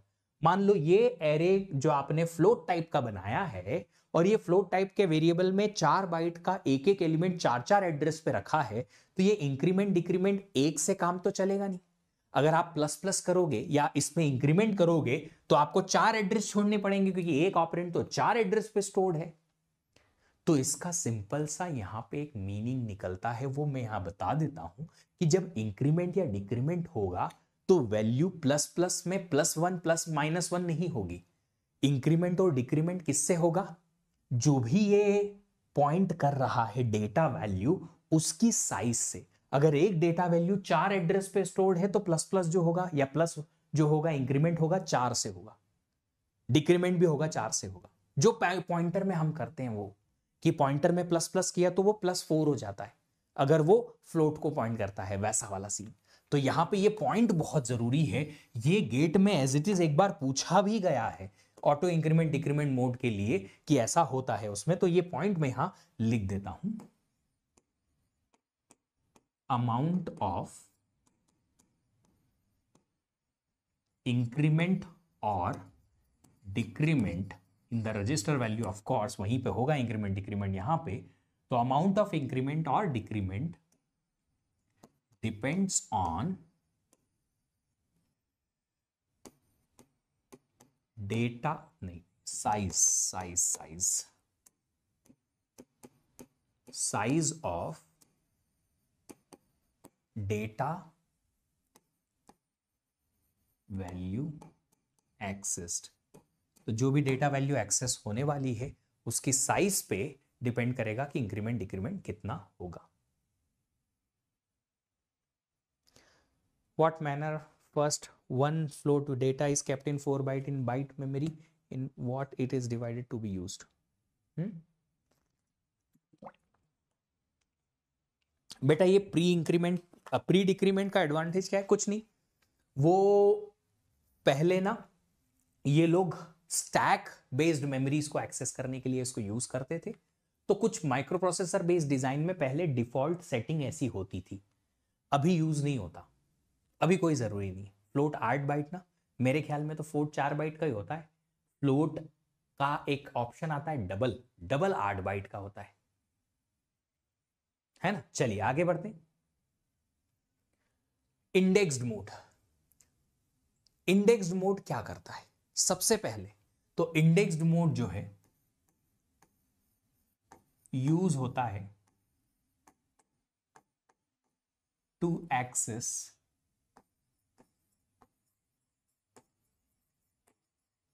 N element of array. Array की किसी एक सिंगल एलिमेंट को अगर आपको एक्सेस करना है तो उसके लिए ये इंडेक्स्ड मोड यूज होता है। सर क्या कंप्यूटर में सारे एड्रेसिंग मोड यूज होते हैं? Of course. क्या प्रोग्रामिंग में आपके पास एरे भी यूज करते हो? हाँ। पॉइंटर भी यूज करते हो? हाँ। नॉर्मल वेरिएबल भी यूज करते हो? हाँ। तो ये जितने भी एड्रेसिंग मोड हैं ये बेसिकली लगभग सारे कंप्यूटर्स में यूज होते हैं। जब आप प्रोग्राम लिखते हो, कंपाइलर उस प्रोग्राम को इंस्ट्रक्शन में कन्वर्ट कराता है तो देखता है कि अच्छा ये तो नॉर्मल वेरिएबल वाला स्टेटमेंट है तो इसके लिए डायरेक्ट मोड वाला इंस्ट्रक्शन बना दो। अच्छा इसमें तो एरे को सीक्वेंस में एक्सेस करना है, चलो इसके लिए ऑटो इंक्रीमेंट मोड बना देते हैं। अरे ये तो पॉइंटर है, चलो इसके लिए मुझे इनडायरेक्ट मोड वाला इंस्ट्रक्शन बनाना है। ऐसा जब आपका प्रोग्राम कन्वर्ट होता है इंस्ट्रक्शंस में तो कंपाइलर क्या करता है, कंपाइलर जितने भी अलग अलग मोड एक सीपीयू में सपोर्टेड हैं उनको बेस्ट यूटिलाइज करने का ट्राई करता है कि किस स्टेटमेंट के लिए क्या सही रहेगा, है ना। चलिए आगे बढ़ते हैं। और इंडेक्स मोड क्या लिखा है मैंने? इंडेक्स मोड यूज होता है एरे के एक स्पेसिफिक एलिमेंट को एक्सेस करने के लिए। रिकॉल करते हैं आपका बेसिक एरे, है ना। देखो एक चीज बताता हूं मैं, जब आईआईएससी में मैं गया, जब मैं कोर्सेस पढ़ता था तो मुझे लगता था यार कि ये वाले टीचर दूसरे कोर्सेस का रेफरेंस तो ऐसे देते हैं कि जैसे एकदम एक्सपर्ट है। कि जैसे एक दिन बात आई सीओए में, हम बात कर रहे थे कुछ कुछ और सर ने एक बहुत कॉम्प्लेक्स सी एसक्यूएल क्वेरी लिख दी।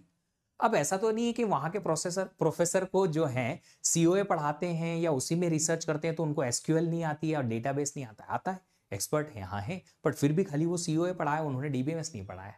क्यों? क्योंकि वो उसको बेस्ट तरीके से पढ़ा सकते हैं। ये हमारे साथ में भी है। अब यार बेसिकली अगर मैं कंप्यूटर सिस्टम पढ़ाता हूं तो मुझे प्रोग्रामिंग तो आनी चाहिए, बेसिक वाली तो आनी चाहिए एटलीस्ट। ऑपरेटिंग सिस्टम का थोड़ा कनेक्शन ऑफ कोर्स पता होना चाहिए। कोई कंप्यूटर नेटवर्क पढ़ाने आएगा तो उन्हें ओएस थोड़ा पता होना चाहिए क्योंकि वो कनेक्टेड रहते हैं। थोड़ा तो कंपाइलर डिजाइन थोड़ा बेसिकली पता होता है। पर इसका मतलब ये नहीं कि मैं वो पढ़ा दूंगा, उसके लिए हमारे पास एक्सपर्ट है, वो पढ़ाएंगे, बट कनेक्शन तो बता ही सकता हूं, है ना। चलिए सीएन के लिए ना आपके पास एक बहुत ही गजब के टीचर आने वाले हैं, अच्छी मतलब क्रेडेंशियल्स तो अच्छे हैं ही, बट मैं काफी सालों से जानता हूँ, 10-12 सालों से उन्हें जानता हूँ और बहुत शानदार पढ़ाते हैं। हाँ, वापस आते हैं इंडेक्स मोड पे, एक एग्जाम्पल ले लेते हैं।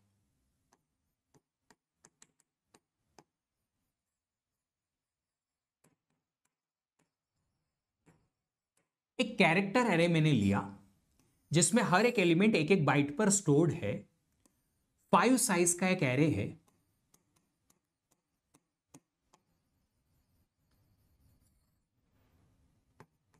Let's say character A of 5 मैंने लिया।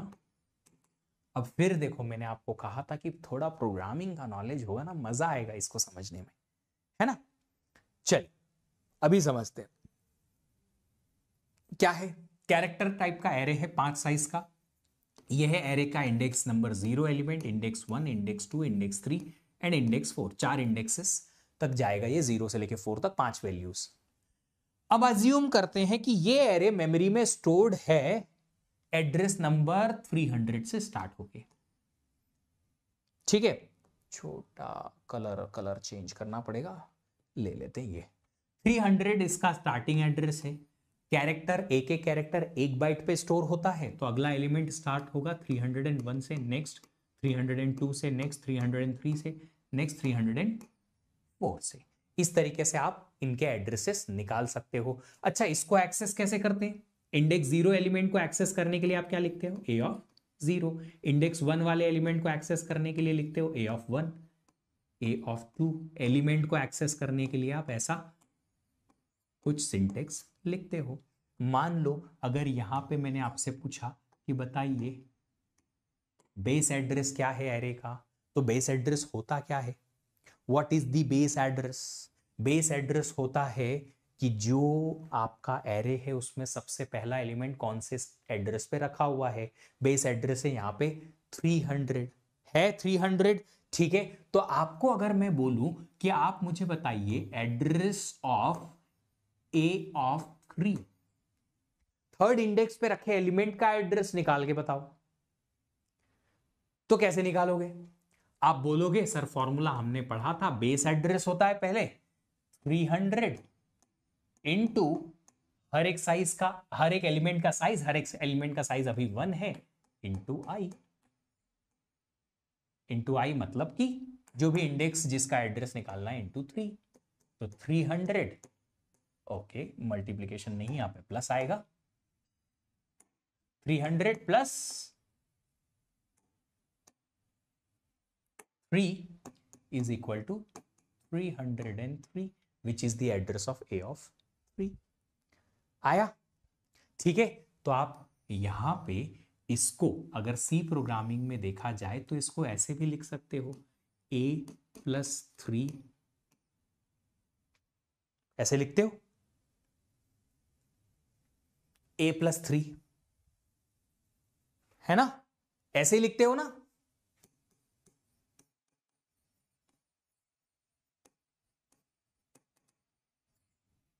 सी प्रोग्रामिंग में ऐसे ही लिखते हो, A+3 से एड्रेस ऑफ थर्ड इंडेक्स आ जाएगा। अगर मैंने आपसे पूछा कि मुझे ith इंडेक्स का एड्रेस चाहिए, तो अरे तुम कहां गए? Address of A of I अगर मुझे चाहिए तो आप कैसे लिखोगे? बेस एड्रेस प्लस आई।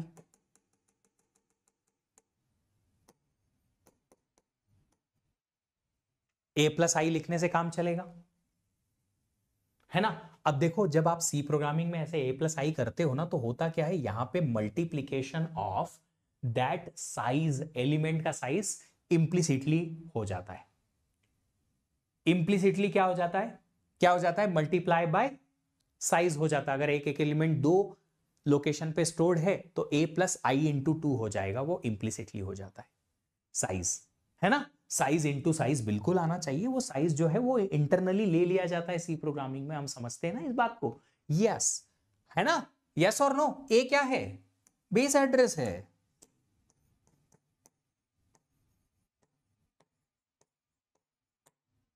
आई क्या है? इंडेक्स ऑफ एलिमेंट है। इंटू साइज आप करते हैं, जी हाँ, साइज क्या है, size of each element in instruction है। पर जब आप सी प्रोग्रामिंग में लिखते हैं इसको मल्टीप्लाई बाय साइज लिखने का आपको जरूरत नहीं पड़ता है, वो इंटरनली ले लिया जाता है। हो जाता है, यस और नो, पॉइंटर एरिथमेटिक के थ्रू इंप्लिसिटली ले लिया जाता है ना। चलिए तो इसको मैं वापस से रिस्टोर करा देता हूं।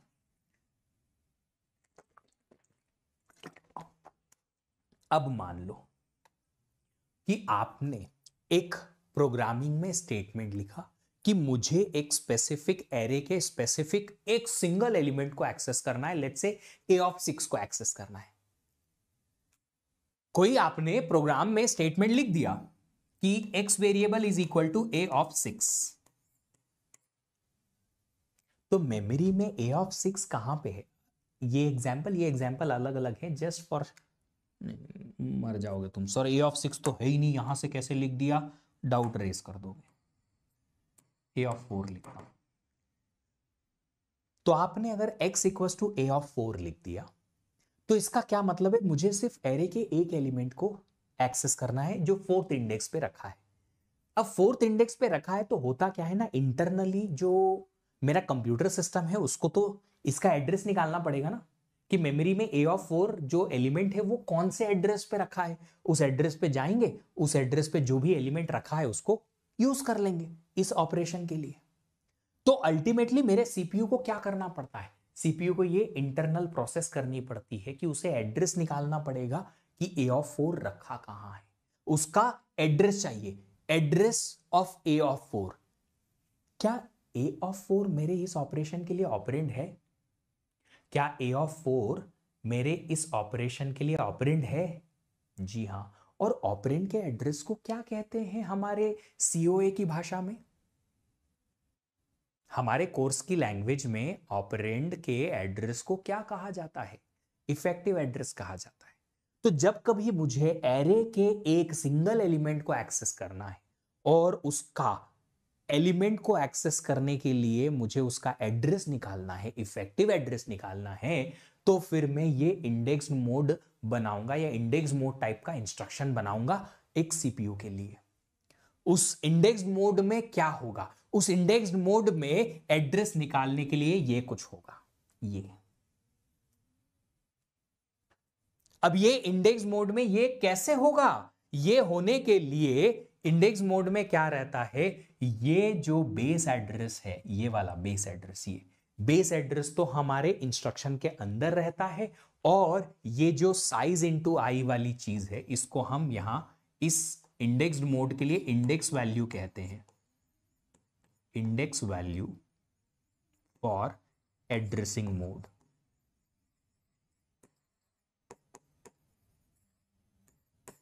तो ये मल्टीप्लीकेशन जो है आई इंटू साइज, इसको हम कहते हैं index value for the addressing mode. ये आपको एक रजिस्टर से मिलती है। तो अल्टीमेटली हमारे पास यहां पे, यह लगाते हैं, अल्टीमेटली हमारे पास यहां पे अगर इफेक्टिव एड्रेस चाहिए which is address of N element of array, इस केस में जो हम ले रहे हैं उसके लिए, तो इसके लिए हमें चाहिए एक तो बेस एड्रेस और उसमें ऐड करना है हमें इंडेक्स वैल्यू। इंडेक्स वैल्यू क्या है बाबू? इंडेक्स वैल्यू है जो हमारा आई इंडेक्स है उसका साइज में मल्टीप्लीकेशन। ये इंडेक्स वैल्यू और बेस एड्रेस का एडिशन हमें करना है। इंडेक्स वैल्यू और बेस एड्रेस अगर चाहिए, ये बेस एड्रेस हमें कहां से मिल जाएगा? From address part of instruction. Instruction के अंदर ही जो एड्रेस पार्ट है वहीं पे बेस एड्रेस लिखा हुआ है सर, पर ये इंडेक्स वैल्यू हमें कहां से मिलेगी? इंडेक्स वैल्यू जो मिलेगी वो मिलेगी एक रजिस्टर से, फ्रॉम इंडेक्स रजिस्टर। एक इंडेक्स रजिस्टर अलग से होगा, उस इंडेक्स रजिस्टर में इंडेक्स वैल्यू मिलेगी। तो जब ये addressing mode, index mode use करेंगे, क्यों यूज करेंगे? ताकि हमें एरे के एक स्पेसिफिक एलिमेंट को एक्सेस करने को मिल जाए। इंस्ट्रक्शन बनेगा ऐसा, जो एरे के एलिमेंट पे ऑपरेशन परफॉर्म करना है वो ऑपकोड यहां। मोड है हमारा इंडेक्स्ड मोड या इंडेक्स रजिस्टर मोड भी इसे कहा जाता है। इस एड्रेस पार्ट में क्या मिलेगा, एरे का बेस एड्रेस मिल जाएगा।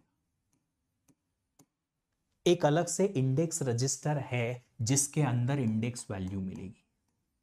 तो जब ये मोड सीपीयू को पता चला कि इंडेक्स्ड मोड है तो वो इस बेस एड्रेस को इंस्ट्रक्शन से उठाएगा, इंडेक्स रजिस्टर के पास जाके इंडेक्स वैल्यू उठाएगा और दोनों को ऐड कर देगा। दोनों को क्या कर देगा, ऐड कर देगा। इस एडिशन से क्या कोई रिजल्ट मिलेगा, हाँ, और ये एडिशन से जो रिजल्ट मिला वो क्या है, इफेक्टिव एड्रेस है। मतलब इफेक्टिव एड्रेस पाने के लिए ही मैंने अभी एक एडिशन कर दिया। पहले इफेक्टिव एड्रेस कैलकुलेशन जो फेज आता है उसमें ही एक एडिशन परफॉर्म हुआ, किसका, बेस और इंडेक्स का, ताकि इफेक्टिव एड्रेस मिले। अब ये इफेक्टिव एड्रेस है उस स्पेसिफिक एलिमेंट का एड्रेस जो कि एरे के एक एलिमेंट को जिसको मुझे एक्सेस करना था। फिर इस इफेक्टिव एड्रेस को लेके मेमोरी पे जाएंगे तो ऑपरेंड वो वाला जो हमें चाहिए वो मिल जाएगा। तो इस एडिशन से क्या मिला हमें, सिर्फ इफेक्टिव एड्रेस मिला। इस इफेक्टिव एड्रेस को ले जाके कहां गए हम, मेमोरी पे गए।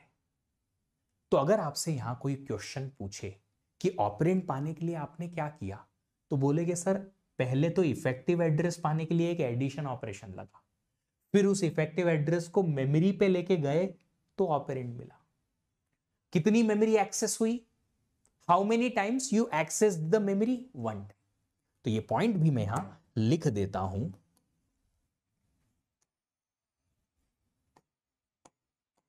एक addition required to get effective address and then memory dot access required to get operand।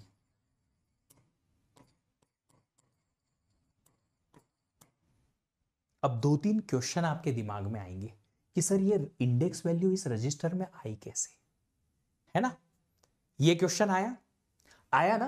तो देखो जिस इंस्ट्रक्शन में ये सब हो रहा है इसके पहले एक और इंस्ट्रक्शन रहा है, इसके पहले एक और इंस्ट्रक्शन आएगा यहां। वो इंस्ट्रक्शन जब एग्जीक्यूट होगा वो इस इंडेक्स वैल्यू को यहां इस रजिस्टर में लेके आएगा। एक इंस्ट्रक्शन और आएगा एरे के एलिमेंट को एक्सेस करने के पहले, और वो क्या करेगा, वो पहले इंडेक्स वैल्यू कैलकुलेट करके इस इंडेक्स रजिस्टर में वैल्यू डालेगा। इसका मतलब 2 इंस्ट्रक्शन लगेंगे अगर हमें ये चलाना है। तो ये प्रोग्रामिंग का एक स्टेटमेंट जो लिखा है इसके लिए बेसिकली 2 इंस्ट्रक्शन लगेंगे। पहला इंस्ट्रक्शन क्या होगा, 4 इंटू साइज ऑफ एलिमेंट करेंगे और इंडेक्स रजिस्टर में डालेंगे। फिर दूसरा इंस्ट्रक्शन होगा ये वाला कि जो भी ऑपरेशन उस एलिमेंट पर परफॉर्म करना है वो इंडेक्स मोड के साथ बेस एड्रेस मिल गया, इंडेक्स रजिस्टर में।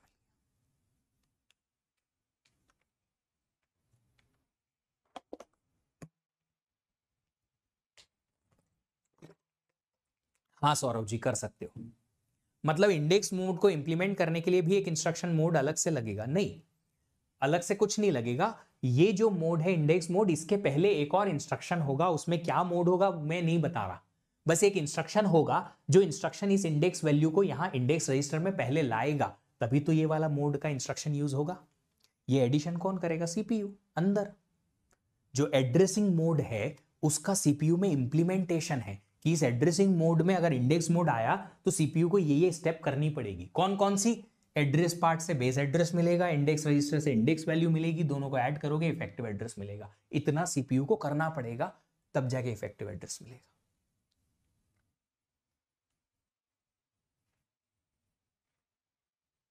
इंस्ट्रक्शन और इंडेक्स रजिस्टर में फिर कनेक्शन कैसे बनता है, कनेक्शन कैसे बनता है मतलब इंडेक्स रजिस्टर, यहां पे मैंने स्पेशल पर्पस रजिस्टर बनाया हुआ है। एक स्पेशल पर्पस रजिस्टर होता है इंडेक्स रजिस्टर, एक स्पेशल पर्पस रजिस्टर है इंडेक्स रजिस्टर। तो सीपीयू को इंटरनली पता चल जाएगा कि मेरा इंडेक्स रजिस्टर ये है, इसमें जो वैल्यू है वो है।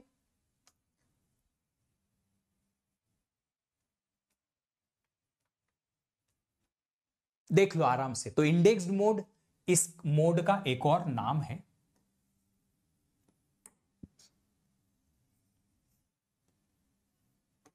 और इंडेक्स रजिस्टर मोड। इसको इंडेक्स रजिस्टर मोड या इंडेक्स्ड मोड दोनों में से कुछ भी बोला जा सकता है। इसमें यूज क्यों आता है इसका? ताकि हम एक एरे के एक स्पेसिफिक एलिमेंट को यूज कर पाए या एक्सेस कर पाए। कैसे करेंगे? एरे का बेस एड्रेस को इंडेक्स वैल्यू में ऐड करके इफेक्टिव एड्रेस मिलेगा, मतलब ऑपरेंड का एड्रेस मिलेगा। बेस एड्रेस एड्रेस पार्ट में मिलेगा, इंडेक्स वैल्यू इंडेक्स रजिस्टर के अंदर मिलेगी। दोनों को ऐड करने पे इफेक्टिव एड्रेस मिलेगा। सर अगर बेस ही एड्रेस हमारा इफेक्टिव एड्रेस हो तो यहां पे 0 आ जाएगा, +0 करने पे आ जाएगा। अब वो सीपीयू को थोड़ी पता होता है कि यहां 0 है कि +5 करना है कि 15 करना है कि 30 करना है, वो तो जो करना है कर देगा। डेटा टाइप का साइज जो है इंटरनली इसके पहले एक इंस्ट्रक्शन है वो यूज करेगा, हमें नहीं करना। इस इंस्ट्रक्शन में डेटा टाइप के साइज से कोई मतलब नहीं। ठीक है, अब सुनिए जरा एक और चीज यहां पे कि इसका इंप्लीमेंटेशन 2 टाइप से होता है। मतलब कि जिस कंप्यूटर सिस्टम में ये इंडेक्स्ड मोड लगाया हुआ है, जिस सीपीयू के अंदर, उस सीपीयू के अंदर 2 ऑप्शन हो सकते हैं कि या तो सीपीयू की डिजाइन में एक इंडेक्स रजिस्टर अलग से स्पेशल पर्पस रजिस्टर दिया हो,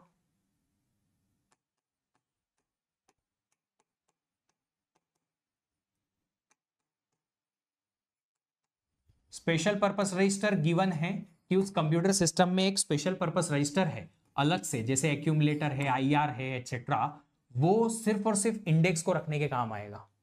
तो इंस्ट्रक्शन जब भी कोई इंडेक्स मोड का आएगा, सीपीयू को अपना एक सिंगल जो इंडेक्स रजिस्टर है वो पता है कहां है, वहां जाएगा, वहां से इंडेक्स वैल्यू उठाएगा, यूज कर लेगा, काम खत्म।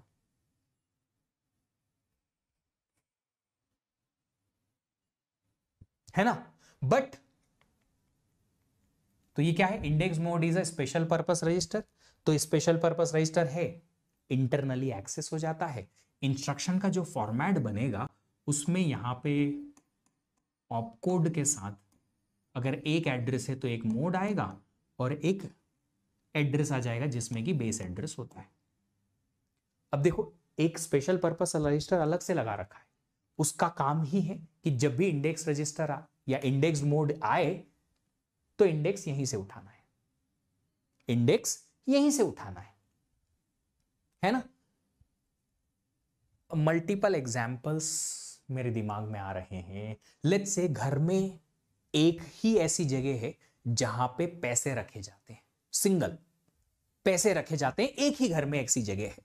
तो जब भी आपके पापा को जरूरत होती है, उनको सोचने की जरूरत नहीं कि पैसा कहां है, किधर कौन सी वाली अलमीरा रखा है, कहीं नहीं पता है। स्पेशली एक जगह बना रखी है जहां पे पैसे रखे हैं, आपके फादर साहब वहां जाएंगे, वो अलमीरा ओपन करेंगे, पैसे निकालेंगे, काम खत्म। तो अगर कोई स्पेशलाइज्ड चीज आपने यूज कर रखी है तो फिर आपको अलग से दिमाग लगाने की जरूरत नहीं है। जैसे कि स्पेशल पर्पस रजिस्टर अगर लगा रखा है इंडेक्स को स्टोर करने के लिए, तो जब जब इंडेक्स मोड का इंस्ट्रक्शन आएगा तब तब इस रजिस्टर का काम आएगा, बाकी ये रजिस्टर का कोई काम नहीं। फिर दूसरा फिर क्या?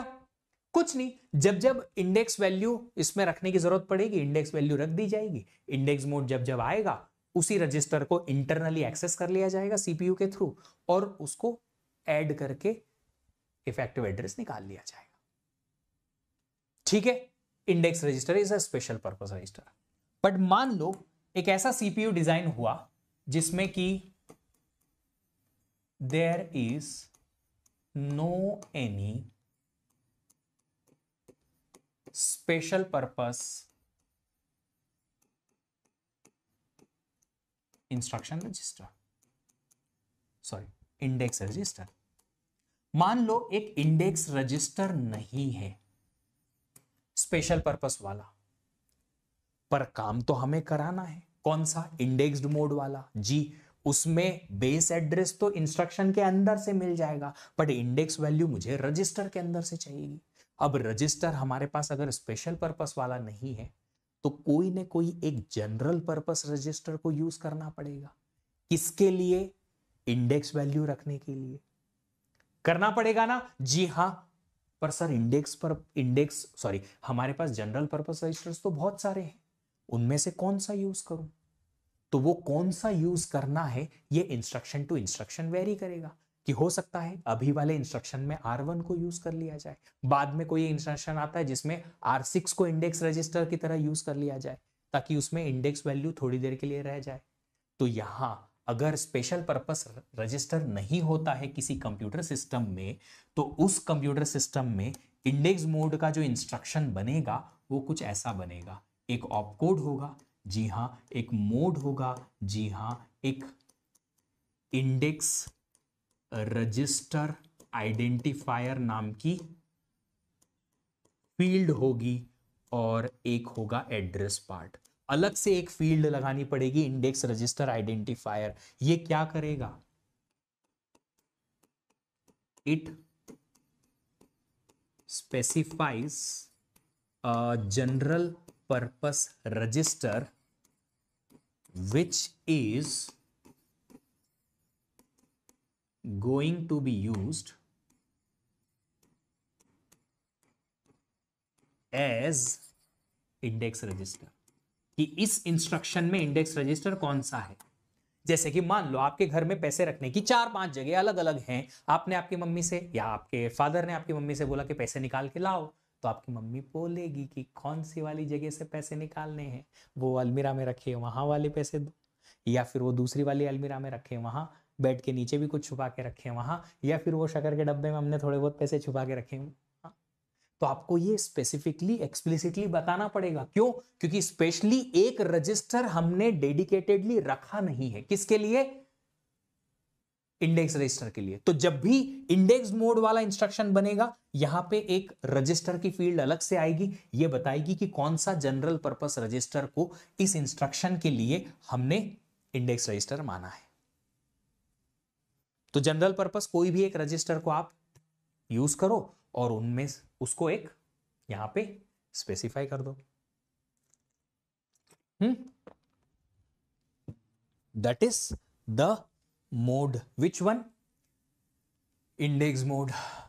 फिर से वापस से दोहरा लेते हैं। बेसिकली आपको यहां पे जो चीजें एक्चुअल में याद रखने की है, ये जो पूरी स्टोरी मैंने सुनाई ना, ये पूरी स्टोरी सिर्फ और सिर्फ इसलिए थी ताकि आपको एक बेसिक आइडिया लगे कि ये काम हो कैसे रहा है बैकग्राउंड में, ताकि आपको खाली इंफॉर्मेशन ना जाए, उसका लॉजिक भी पता चले। लॉजिक पता चल गया, हर चीज याद रखने की जरूरत नहीं है। बेसिकली 2 चीजें याद रखनी है। पहली चीज, इंडेक्स्ड मोड में इफेक्टिव एड्रेस डायरेक्टली नहीं मिलता, effective address of operand directly नहीं मिलता।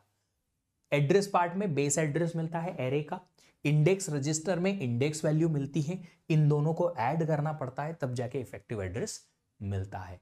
इस इफेक्टिव एड्रेस को ले जाके मेमोरी पे आप जाओगे तो ऑपरेंड मिल जाएगा। ठीक है ना? जब कहीं कहीं क्वेश्चन आ जाए और उस क्वेश्चन में पूछा जाए कि इफेक्टिव एड्रेस इंडेक्स मोड में क्या डायरेक्टली मिल जाता है इंस्ट्रक्शन के अंदर से ही? नहीं मिलता है। फिर इंडेक्स रजिस्टर की वैल्यू को इस एड्रेस पार्ट में जो बेस एड्रेस दे रखा है उसको ऐड करने के बाद आपको इफेक्टिव एड्रेस मिलता है। ठीक है, ये चीज आपको याद रखनी है बेसिकली, कि बेस एड्रेस कहां से मिलता है, इंडेक्स वैल्यू कहां से मिलती है, ऐड करके आपको इफेक्टिव एड्रेस मिलता है। That is what you need to remember. बस ठीक है, आगे बढ़ते हैं। तो आगे यहां पे हमें एक फॉर्मूला लिखना पड़ेगा। Formula to get effective address in indexed mode. अगर कोई आपसे पूछे कि इंडेक्स मोड में आप बताइए कैसे निकालेंगे इफेक्टिव एड्रेस, तो हम फॉर्मूला लिखते हैं। Effective address is equal to the address part of instruction, जो भी इंस्ट्रक्शन में एड्रेस पार्ट में दे रखा है वो, और उसको ऐड करेंगे इंडेक्स रजिस्टर की वैल्यू से।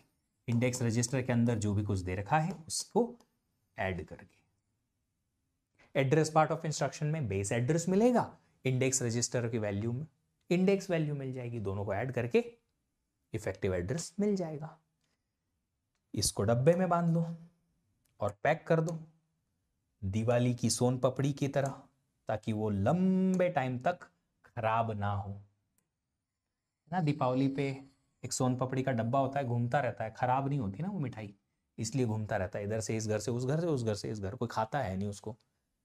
फिर बाद में कभी लगता है कि बस हो गया यार अब, तो कोई एक एक घर पे सेटल हो गया, फिर खा जाते हैं, है ना। या किसी हॉस्टलर के हाथ लग गया तो फिर वो खत्म हो जाता है, किसी हॉस्टल में रहने वाले लड़के के पास पहुंच गया तो फिर वो खत्म है ना।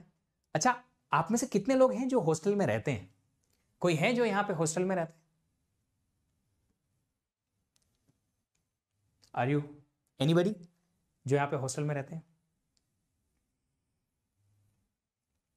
चलिए, पीसी रिलेटिव मोड कौन से किसकी पीसी? मी में, और बहुत सारे लोग हैं हॉस्टल में रहने वाले, बहुत हैं। अच्छा, एक सिंपल सा क्वेश्चन पूछता हूं, आपके पास वो द चेयर है या नहीं? जो भी लोग हॉस्टल में रहते हैं उनके पास वो द चेयर जिस पे सारे कपड़े रखे होते हैं, वो है कि नहीं? है ना, होगी होगी। एक चेयर होती है हॉस्टल के लड़कों के पास, लड़का लड़की डजेंट मैटर, वो होती है जिसपे क्या रखे होते हैं? सारे कपड़े। वो प्लास्टिक की, लकड़ी की, कोई भी चेयर हो सकती है, सारे कपड़े उसी पे टंगे होते हैं। फिर उठा उठा के सुबह देखते हैं कि कौन से वाला पहनने लायक है, वो निकल जाते हैं पहन के। जब पढ़ने की बारी आती है तो वो सारे कपड़े ऐसे उठाए जाते हैं और सीधा बेड पे और उस चेयर पे बैठ के पढ़ाई करते हैं। जब सोने की बारी आती है तो वही सारे के सारे कपड़े उठा के फिर से चेयर पे और बेड पे जाके सो जाते हैं। हर एक के पास होती है, एवरीबडी। अरे मैं भी आईआईएससी में जब हॉस्टल में था, मेरे पास भी वो द चेयर थी। चल, पीसी रिलेटिव मोड, ये निक जोनस की बात नहीं, और ये प्रियंका चोपड़ा के रिलेटिव्स एटसेट्रा, है ना। PC is program counter here and that is relative mode. Program counter relative mode का एक और नाम है जिसे कहा जाता है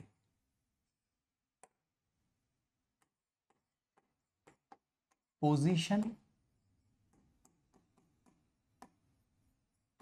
इंडिपेंडेंट मोड। क्यों कहते हैं ये पीसी रिलेटिव मोड, कहां क्यों यूज होता है, सब बताएंगे एक एक करके। सबसे पहले तो अभी तक जितने भी एड्रेसिंग मोड हमने पढ़े, वो सारे addressing mode computation type instruction के लिए यूज होते थे। मतलब कि वहां पे मिलेंगे ऑपरेंड जिन पे हमें ऑपरेशन परफॉर्म करना होता है। कंप्यूटेशन टाइप इंस्ट्रक्शन में हमें ऑपरेंड मिलते थे, जिन ऑपरेंड पे हमें ऑपरेशन परफॉर्म करना होता है। ये जो पीसी रिलेटिव मोड है, और एक और मोड है बाद में बेस रजिस्टर मोड, ये दो ऐसे रजिस्टर या दो ऐसे एड्रेसिंग मोड हैं जो ब्रांच टाइप की इंस्ट्रक्शन के लिए यूज में आते हैं।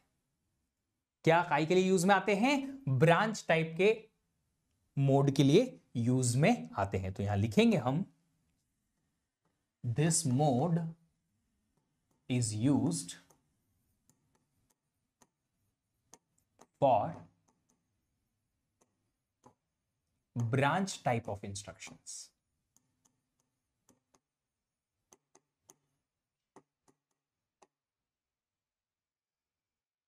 हो ब्रांच टाइप का सर की फेवरेट है? नहीं, मेरी फेवरेट कुछ नहीं है पीसी का, उसके अलावा कोई और अच्छा रिलेटेबल नाम मेरे को पता नहीं चलता है, या है भी नहीं जिसको सब जानते हैं। ऐसे तो मेरे दोस्तों में भी बहुत सारे लोगों के नाम हैं, पीसी शॉर्ट फॉर्म है, बट ये ऐसा है ना जो ग्लोबल है, सब जानते हैं, इसलिए। चलो, क्या समझते हैं जरा। ये जंप के लिए ऑफ कोर्स ब्रांच टाइप के इंस्ट्रक्शन के लिए यूज में आता है, पर इसमें करते क्या है, क्यों है, ये सब जो लिखा हुआ है बाद में देखेंगे। पहले हम ब्रांच टाइप के इंस्ट्रक्शन को रिकॉल करते हैं। ब्रांच टाइप के इंस्ट्रक्शन याद है क्या थे?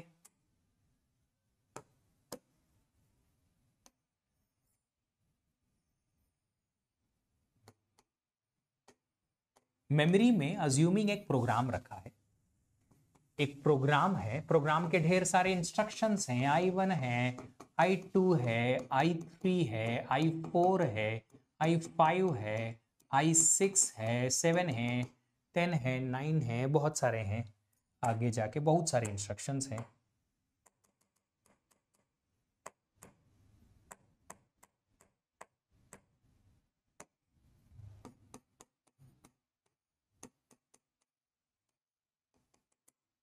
अज्यूमिंग I1 इंस्ट्रक्शन स्टार्ट हो रहा है 200 से, नेक्स्ट का एड्रेस 201 है, 202 है, 203 है, 204 है, 205 है, एंड सो ऑन है। अभी हम वही सिचुएशन रिक्रिएट करते हैं जो हमने ब्रांच टाइप का इंस्ट्रक्शन समझने के लिए रिक्रिएट की थी। अज्यूमिंग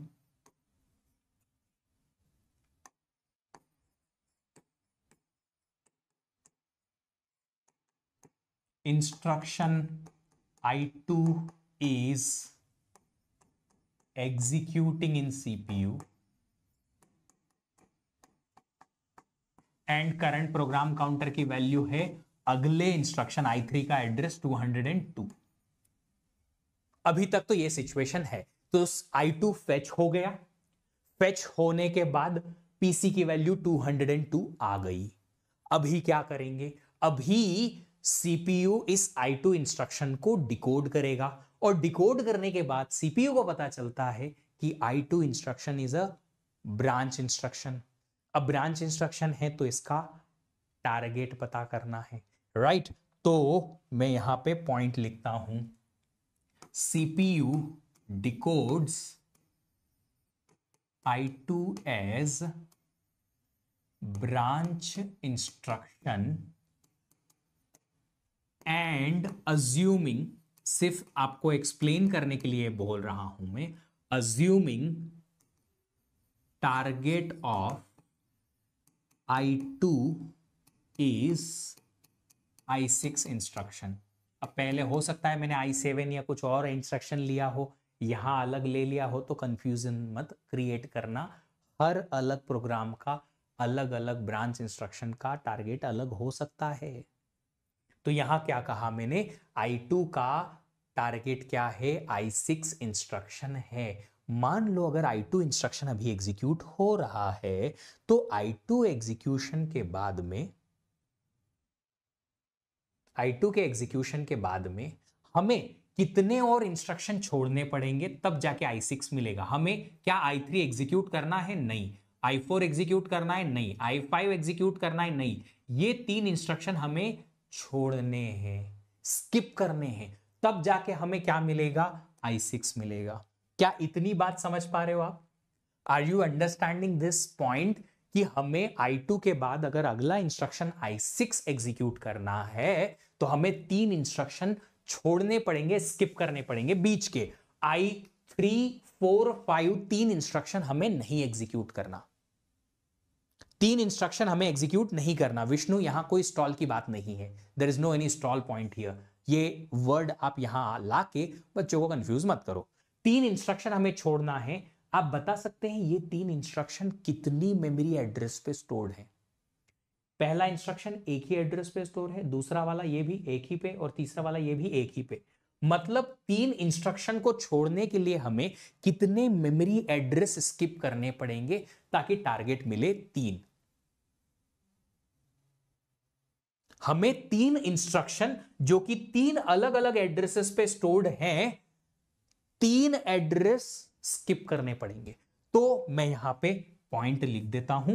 वो पॉइंट ये है कि अगर I6 टारगेट है, विच मींस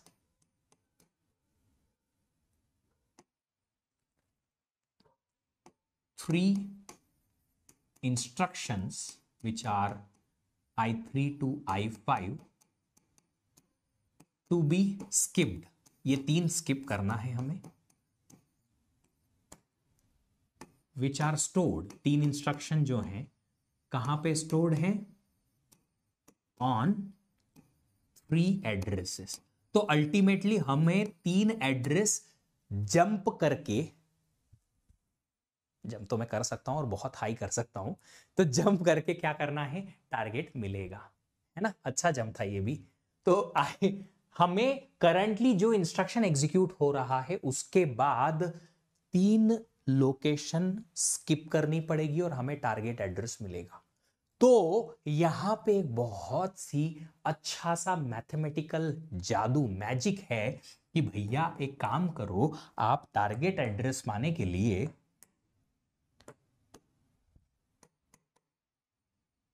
टारगेट एड्रेस जो है उसको पाने के लिए आप क्या करो, आप जो करंट प्रोग्राम काउंटर की वैल्यू है 202, उसमें 3 ऐड कर दो तो आपको 205 मिलेगा। आप यकीन अब कर पाएंगे इसके थ्रू कि i6 205 पे ही रखा है, which is the target instruction. तो ये रहा इफेक्टिव एड्रेस जहां पे हमें जंप करवाना है इस इंस्ट्रक्शन को।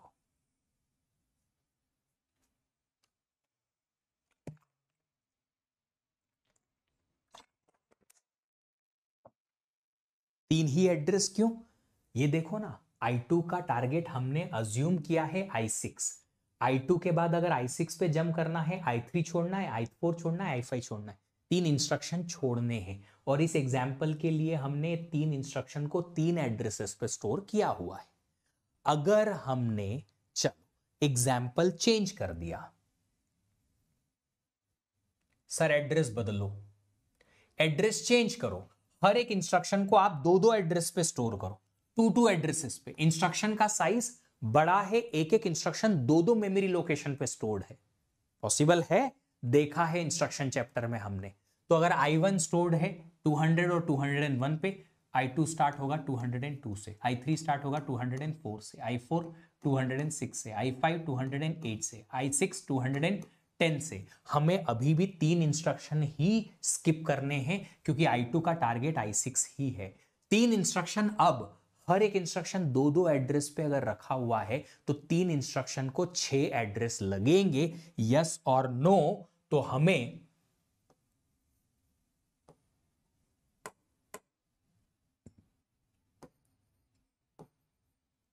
सॉरी 6 ऐड करना है।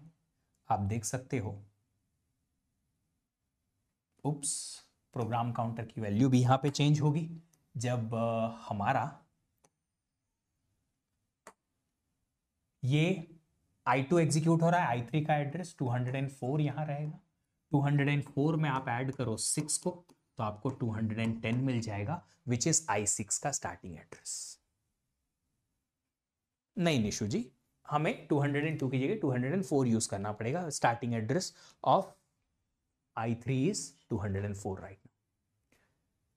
तो अल्टीमेटली मैंने क्या कहा, मैंने कहा कि अगर आपको टारगेट एड्रेस निकालना है तो आप एक काम करो, जो भी प्रोग्राम काउंटर की वैल्यू है उसमें आप ये निकाल लो कि कितनी एड्रेस हमें छोड़ के जंप करना है।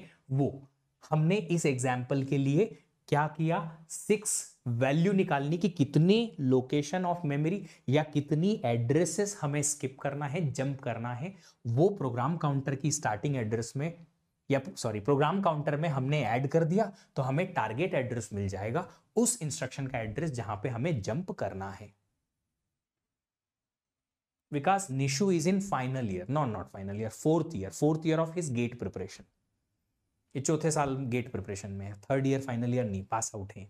Same programme 2/3 time jump up year. अरे तो जंप कितनी बार भी होगा, हर बार जहां जहां जंप करना है उसका टारगेट एड्रेस ऐसे निकल जाएगा। अभी पहले यह समझो कि ये बात समझ में आई क्या, कि प्रोग्राम काउंटर में अगर हम कितनी लोकेशन हमें छोड़नी है ताकि हमें टारगेट मिले वो ऐड कर दें तो हमें टारगेट एड्रेस मिल जाएगा। पीसी तो 202 होगा। बिनोरी जी ये देखो, i2 अगर एग्जीक्यूशन के लिए ऑलरेडी चले गया है तो i3 का एड्रेस आएगा ना। इस बार हमने हर एक इंस्ट्रक्शन को दो दो एड्रेस पे स्टोर किया ना बाबू, तो स्टार्टिंग एड्रेस चेंज हो जाएगी। तो हमें अल्टीमेटली क्या चाहिए टारगेट निकालने के लिए, हमें टारगेट निकालने के लिए वैल्यू चाहिए कि हमें हमारा जो टारगेट है वो कितनी एड्रेसेस छोड़ने या स्किप करने के बाद में हमें मिलेगा। जी हां, तो ये जो 6 वैल्यू है इसे हम बोलते हैं रिलेटिव लोकेशंस टू जंप या स्किप। क्या बोलते हैं इसे, रिलेटिव लोकेशंस, कि कितनी रिलेटिवली लोकेशन हमें करंट इंस्ट्रक्शंस के बाद छोड़नी है ताकि हमारे टारगेट बन जाए। हमारे करंट इंस्ट्रक्शन के बाद हमने 2 इसके लिए, 2 इसके लिए, 2 इसके लिए, टोटल 6 लोकेशन छोड़ी रिलेटिवली ताकि हम टारगेट पे पहुंच जाए। ठीक है, तो रिलेटिव लोकेशंस टू स्किप हमें यहां पे मिला 6। तो अल्टीमेटली टारगेट एड्रेस निकालने के लिए करंट प्रोग्राम काउंटर की वैल्यू को हमने ऐड किया रिलेटिव लोकेशन टू स्किप में हमें टारगेट मिल गया। ब्रांच इंस्ट्रक्शन में टारगेट एड्रेस को ही इफेक्टिव एड्रेस कहा जाता है। तो इफेक्टिव एड्रेस कैसे मिलेगा? प्रोग्राम काउंटर को इस particular relative locations to skip value में ऐड करके। पर सर इसका जब इंस्ट्रक्शन बनेगा तो इंस्ट्रक्शन कैसा बनेगा? इसको एड्रेसिंग मोड से भी तो कनेक्ट करके बताओ। बिल्कुल बताते हैं बच्चा। जब ऑपकोड होगा तो कोई ब्रांच टाइप का ऑपकोड मिल जाएगा कि ये ऑपकोड है। मोड क्या है? मान लो पीसी रिलेटिव मोड आया, यहां पे आ गया पीसी रिलेटिव मोड, ठीक है। अब जब हमारे पास यहां एड्रेस पार्ट आएगा तो इस एड्रेस पार्ट में क्या होगा? इस एड्रेस पार्ट में रखा होगा वो वैल्यू कि कितनी रिलेटिव लोकेशंस या एड्रेसेस टू स्किप, कितनी रिलेटिव एड्रेस स्किप करने हैं वो इस एड्रेस पार्ट में रखा होगा, है ना। प्रोग्राम काउंटर की वैल्यू तो प्रोग्राम काउंटर से मिल जाएगी इंटरनली, उसको उठाओ ऐड करो तो क्या मिलेगा? इफेक्टिव एड्रेस मिल जाएगा। इस इफेक्टिव एड्रेस पे जाके मेमोरी से ऑपरेंड मिल सकता है क्या? इस इफेक्टिव एड्रेस पे मेमोरी पे जाके ऑपरेंड मिल सकता है क्या?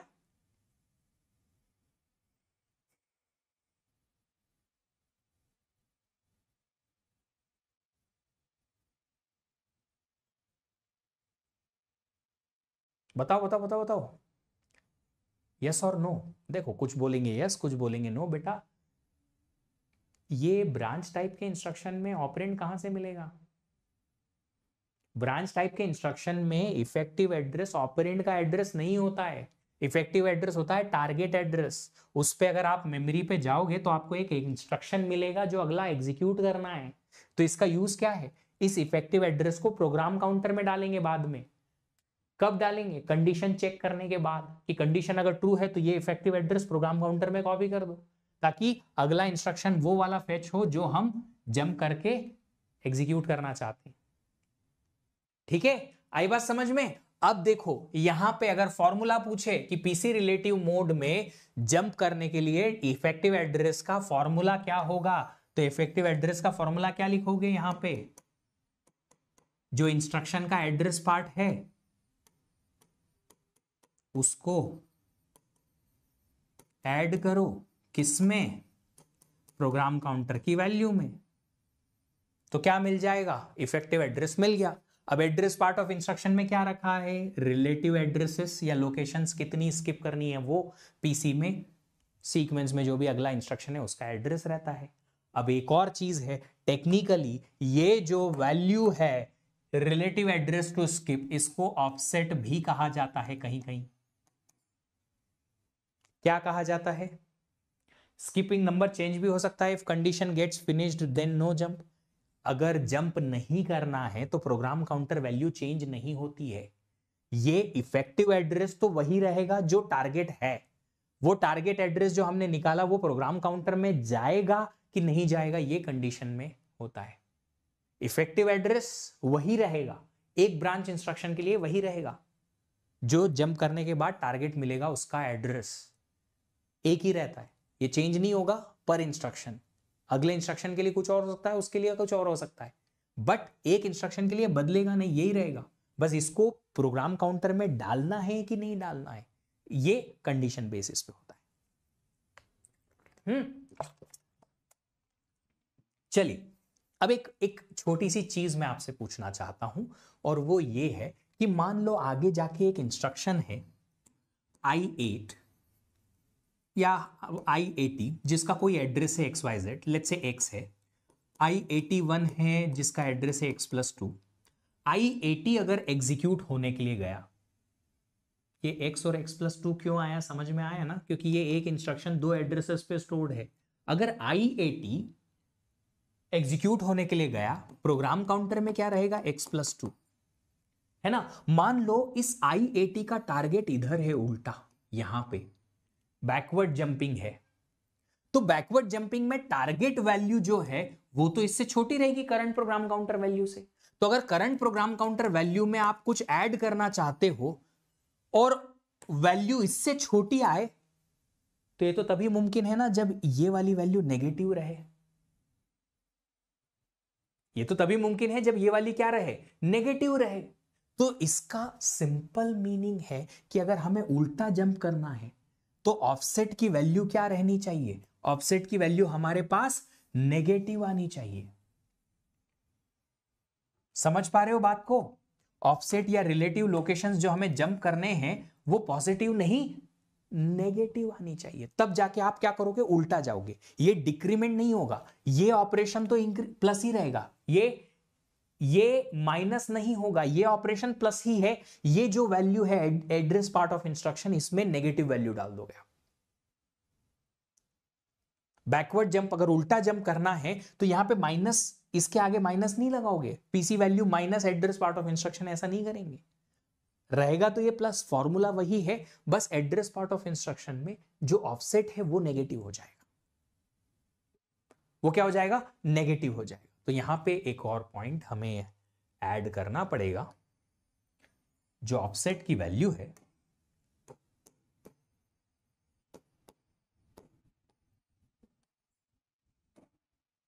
वो फॉर फॉरवर्ड जंप, अगर आगे जंप करना है, जो मैंने अभी ऊपर एग्जांपल में बताया, तो ऑफसेट की वैल्यू रहेगी पॉजिटिव। अगर हमें बैकवर्ड जंप करना है, उल्टा जंप करना है, तो ऑफसेट की वैल्यू क्या रहेगी, नेगेटिव। ठीक है, एक और छोटी सी चीज और फिर आज का सेशन ये खत्म हो जाएगा। छोटी सी चीज क्या है, वो ये है कि एक आखिरी मोड है जो 2 मिनट में फिनिश हो जाएगा। ये जो पीसी रिलेटिव मोड है, ये ब्रांच टाइप के इंस्ट्रक्शन के लिए तो यूज में आता है, पर ये इंट्रा सेगमेंट जंपिंग के लिए यूज में आता है।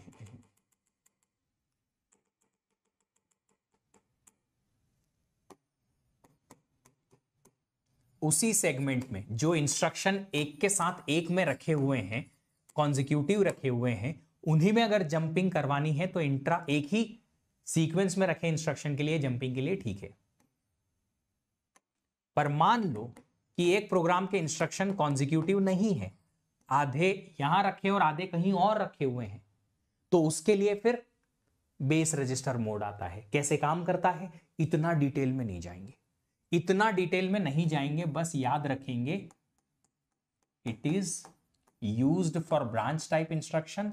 बट कौन से, इंटर सेगमेंट। इंटर सेगमेंट मतलब कि आप लिख लीजिएगा जिसमें कि इंस्ट्रक्शंस कॉन्जिक्यूटिवली सीक्वेंस में नहीं रखे मेमोरी के अंदर। इंटर सेगमेंट ब्रांचिंग के लिए यूज में आता है। इसमें सिर्फ एक चेंज है लास्ट वाले एड्रेसिंग मोड से, वो ये है कि आप एड्रेस पार्ट में तो ऑफसेट ही रखेंगे, rather than adding PC value या प्रोग्राम काउंटर रजिस्टर की वैल्यू। यहां पे एक बेस रजिस्टर होता है जिसमें कोई एक बेस एड्रेस होता है, जिस सेगमेंट में हमें जंप करना है उसको आप ऐड करते हो। बस पीसी की जगह बेस रजिस्टर आ जाएगा, बाकी और कोई चेंज नहीं। एड्रेस पार्ट में क्या है, रिलेटिव लोकेशंस टू स्किप या ऑफसेट रहेगा। दोनों ऐड करने पे इफेक्टिव एड्रेस मिलेगा जो कि टारगेट एड्रेस होगा। तो अगर यहां पे फॉर्मूला कोई बोले तो इफेक्टिव एड्रेस का फॉर्मूला जो बनेगा वो बनेगा एड्रेस पार्ट ऑफ इंस्ट्रक्शन, जो कि आपको ऑफसेट देगा, प्लस बेस रजिस्टर की वैल्यू जो कि आपको बेस एड्रेस दे देगी, एरे का नहीं, सेगमेंट का, जहां पे आपको जंप करना है। इसको ज्यादा एक्सप्लेन करने की जरूरत है नहीं, तो इसलिए डेफिनेटली आपको ये चीज जो है वो मैं एक्सप्लेन भी नहीं कर रहा हूं। इंट्रा वर्ड जो होता है यार, इंट्रा नेशनल और इंटरनेशनल में यही डिफरेंस है। इंट्रानेशनल का मतलब एक नेशनल के अंदर, with in a single country.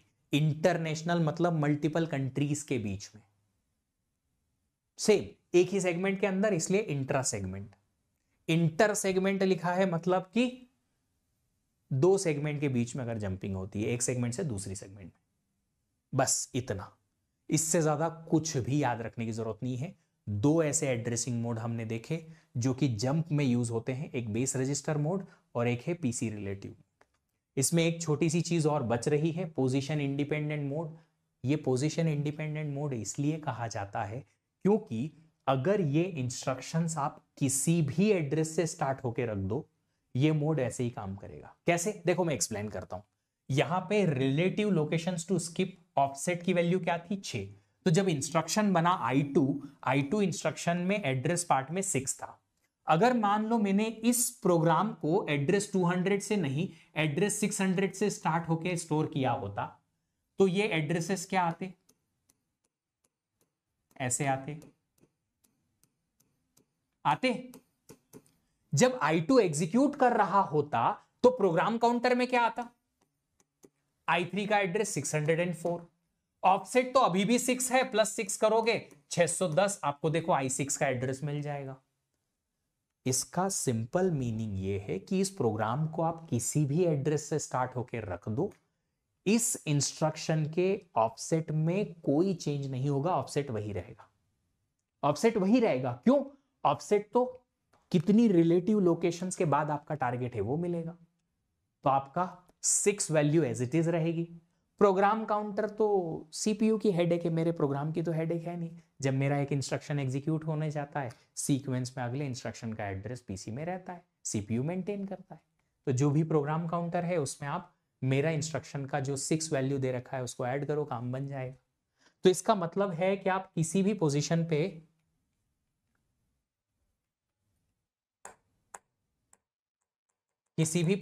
पे क्या करो, किसी भी पोजीशन पे इस प्रोग्राम को रख दो, मेरा ये इंस्ट्रक्शन एज इट इज काम करेगा।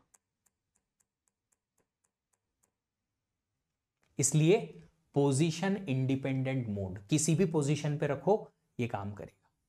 Sir it all depends on if I2 is true or not, what if happens it becomes false. Doesn't matter, अगर फॉल्स है तो प्रोग्राम काउंटर में टारगेट जो हमने कैलकुलेट किया है वो नहीं डालेंगे। टारगेट तो कैलकुलेट होता है, कहां होता है, इफेक्टिव एड्रेस फेज में। कंडीशन चेक कहां होगी, एग्जीक्यूशन फेज में, बाद में। अगर कंडीशन फॉल्स आ गई तो ये जो आपने इफेक्टिव एड्रेस निकाला है उसको आप मत स्टोर करो पीसी में। अगर कंडीशन ट्रू आ गई तो जो इफेक्टिव एड्रेस निकाला है उसको पीसी में स्टोर कर दो, बस।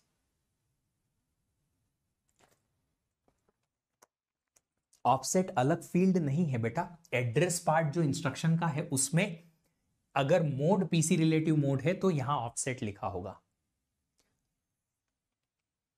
ऑफसेट कहां से आएगा, इंस्ट्रक्शन में एड्रेस पार्ट में ही ऑफसेट रहता है। इंस्ट्रक्शन में ये एड्रेस पार्ट में जो भी लिखा है वो ऑफसेट लिया जाएगा। अगर पीसी रिलेटिव मोड है तो एड्रेस में जो भी कुछ लिखा है वो ऑफसेट माना जाएगा, ऐसे आएगा। अब देखो कुछ लोगों को ये समझ नहीं आता है, सर इंस्ट्रक्शन जब बना तो ये ऑफसेट की वैल्यू 6 ही आएगी, ये कैसे पता चलेगा। अच्छा एक बात बताओ, ये प्रोग्राम, आपके प्रोग्राम से ये प्रोग्राम जो बाइनरी में बनाया किसने बनाया, कंपाइलर ने। तो जब आपने प्रोग्राम लिखा था तो आपके प्रोग्राम के हिसाब से कंपाइलर को पता नहीं चलेगा कि मेरे को ये इंस्ट्रक्शंस बनाने पड़ेंगे और इस इंस्ट्रक्शन का आपके जो लॉजिक है उसके हिसाब से टारगेट ये वाला इंस्ट्रक्शन बनेगा, क्योंकि कंपाइलर ही तो सारे इंस्ट्रक्शन बना रहा है। तो कंपाइलर को तो पता होगा, तो वो क्या करेगा, इस ब्रांच इंस्ट्रक्शन के लिए ऑफसेट क्या बना देगा, कितनी दूर पे टारगेट आ रहा है उसकी वैल्यू, बस सिंपल सी बात है।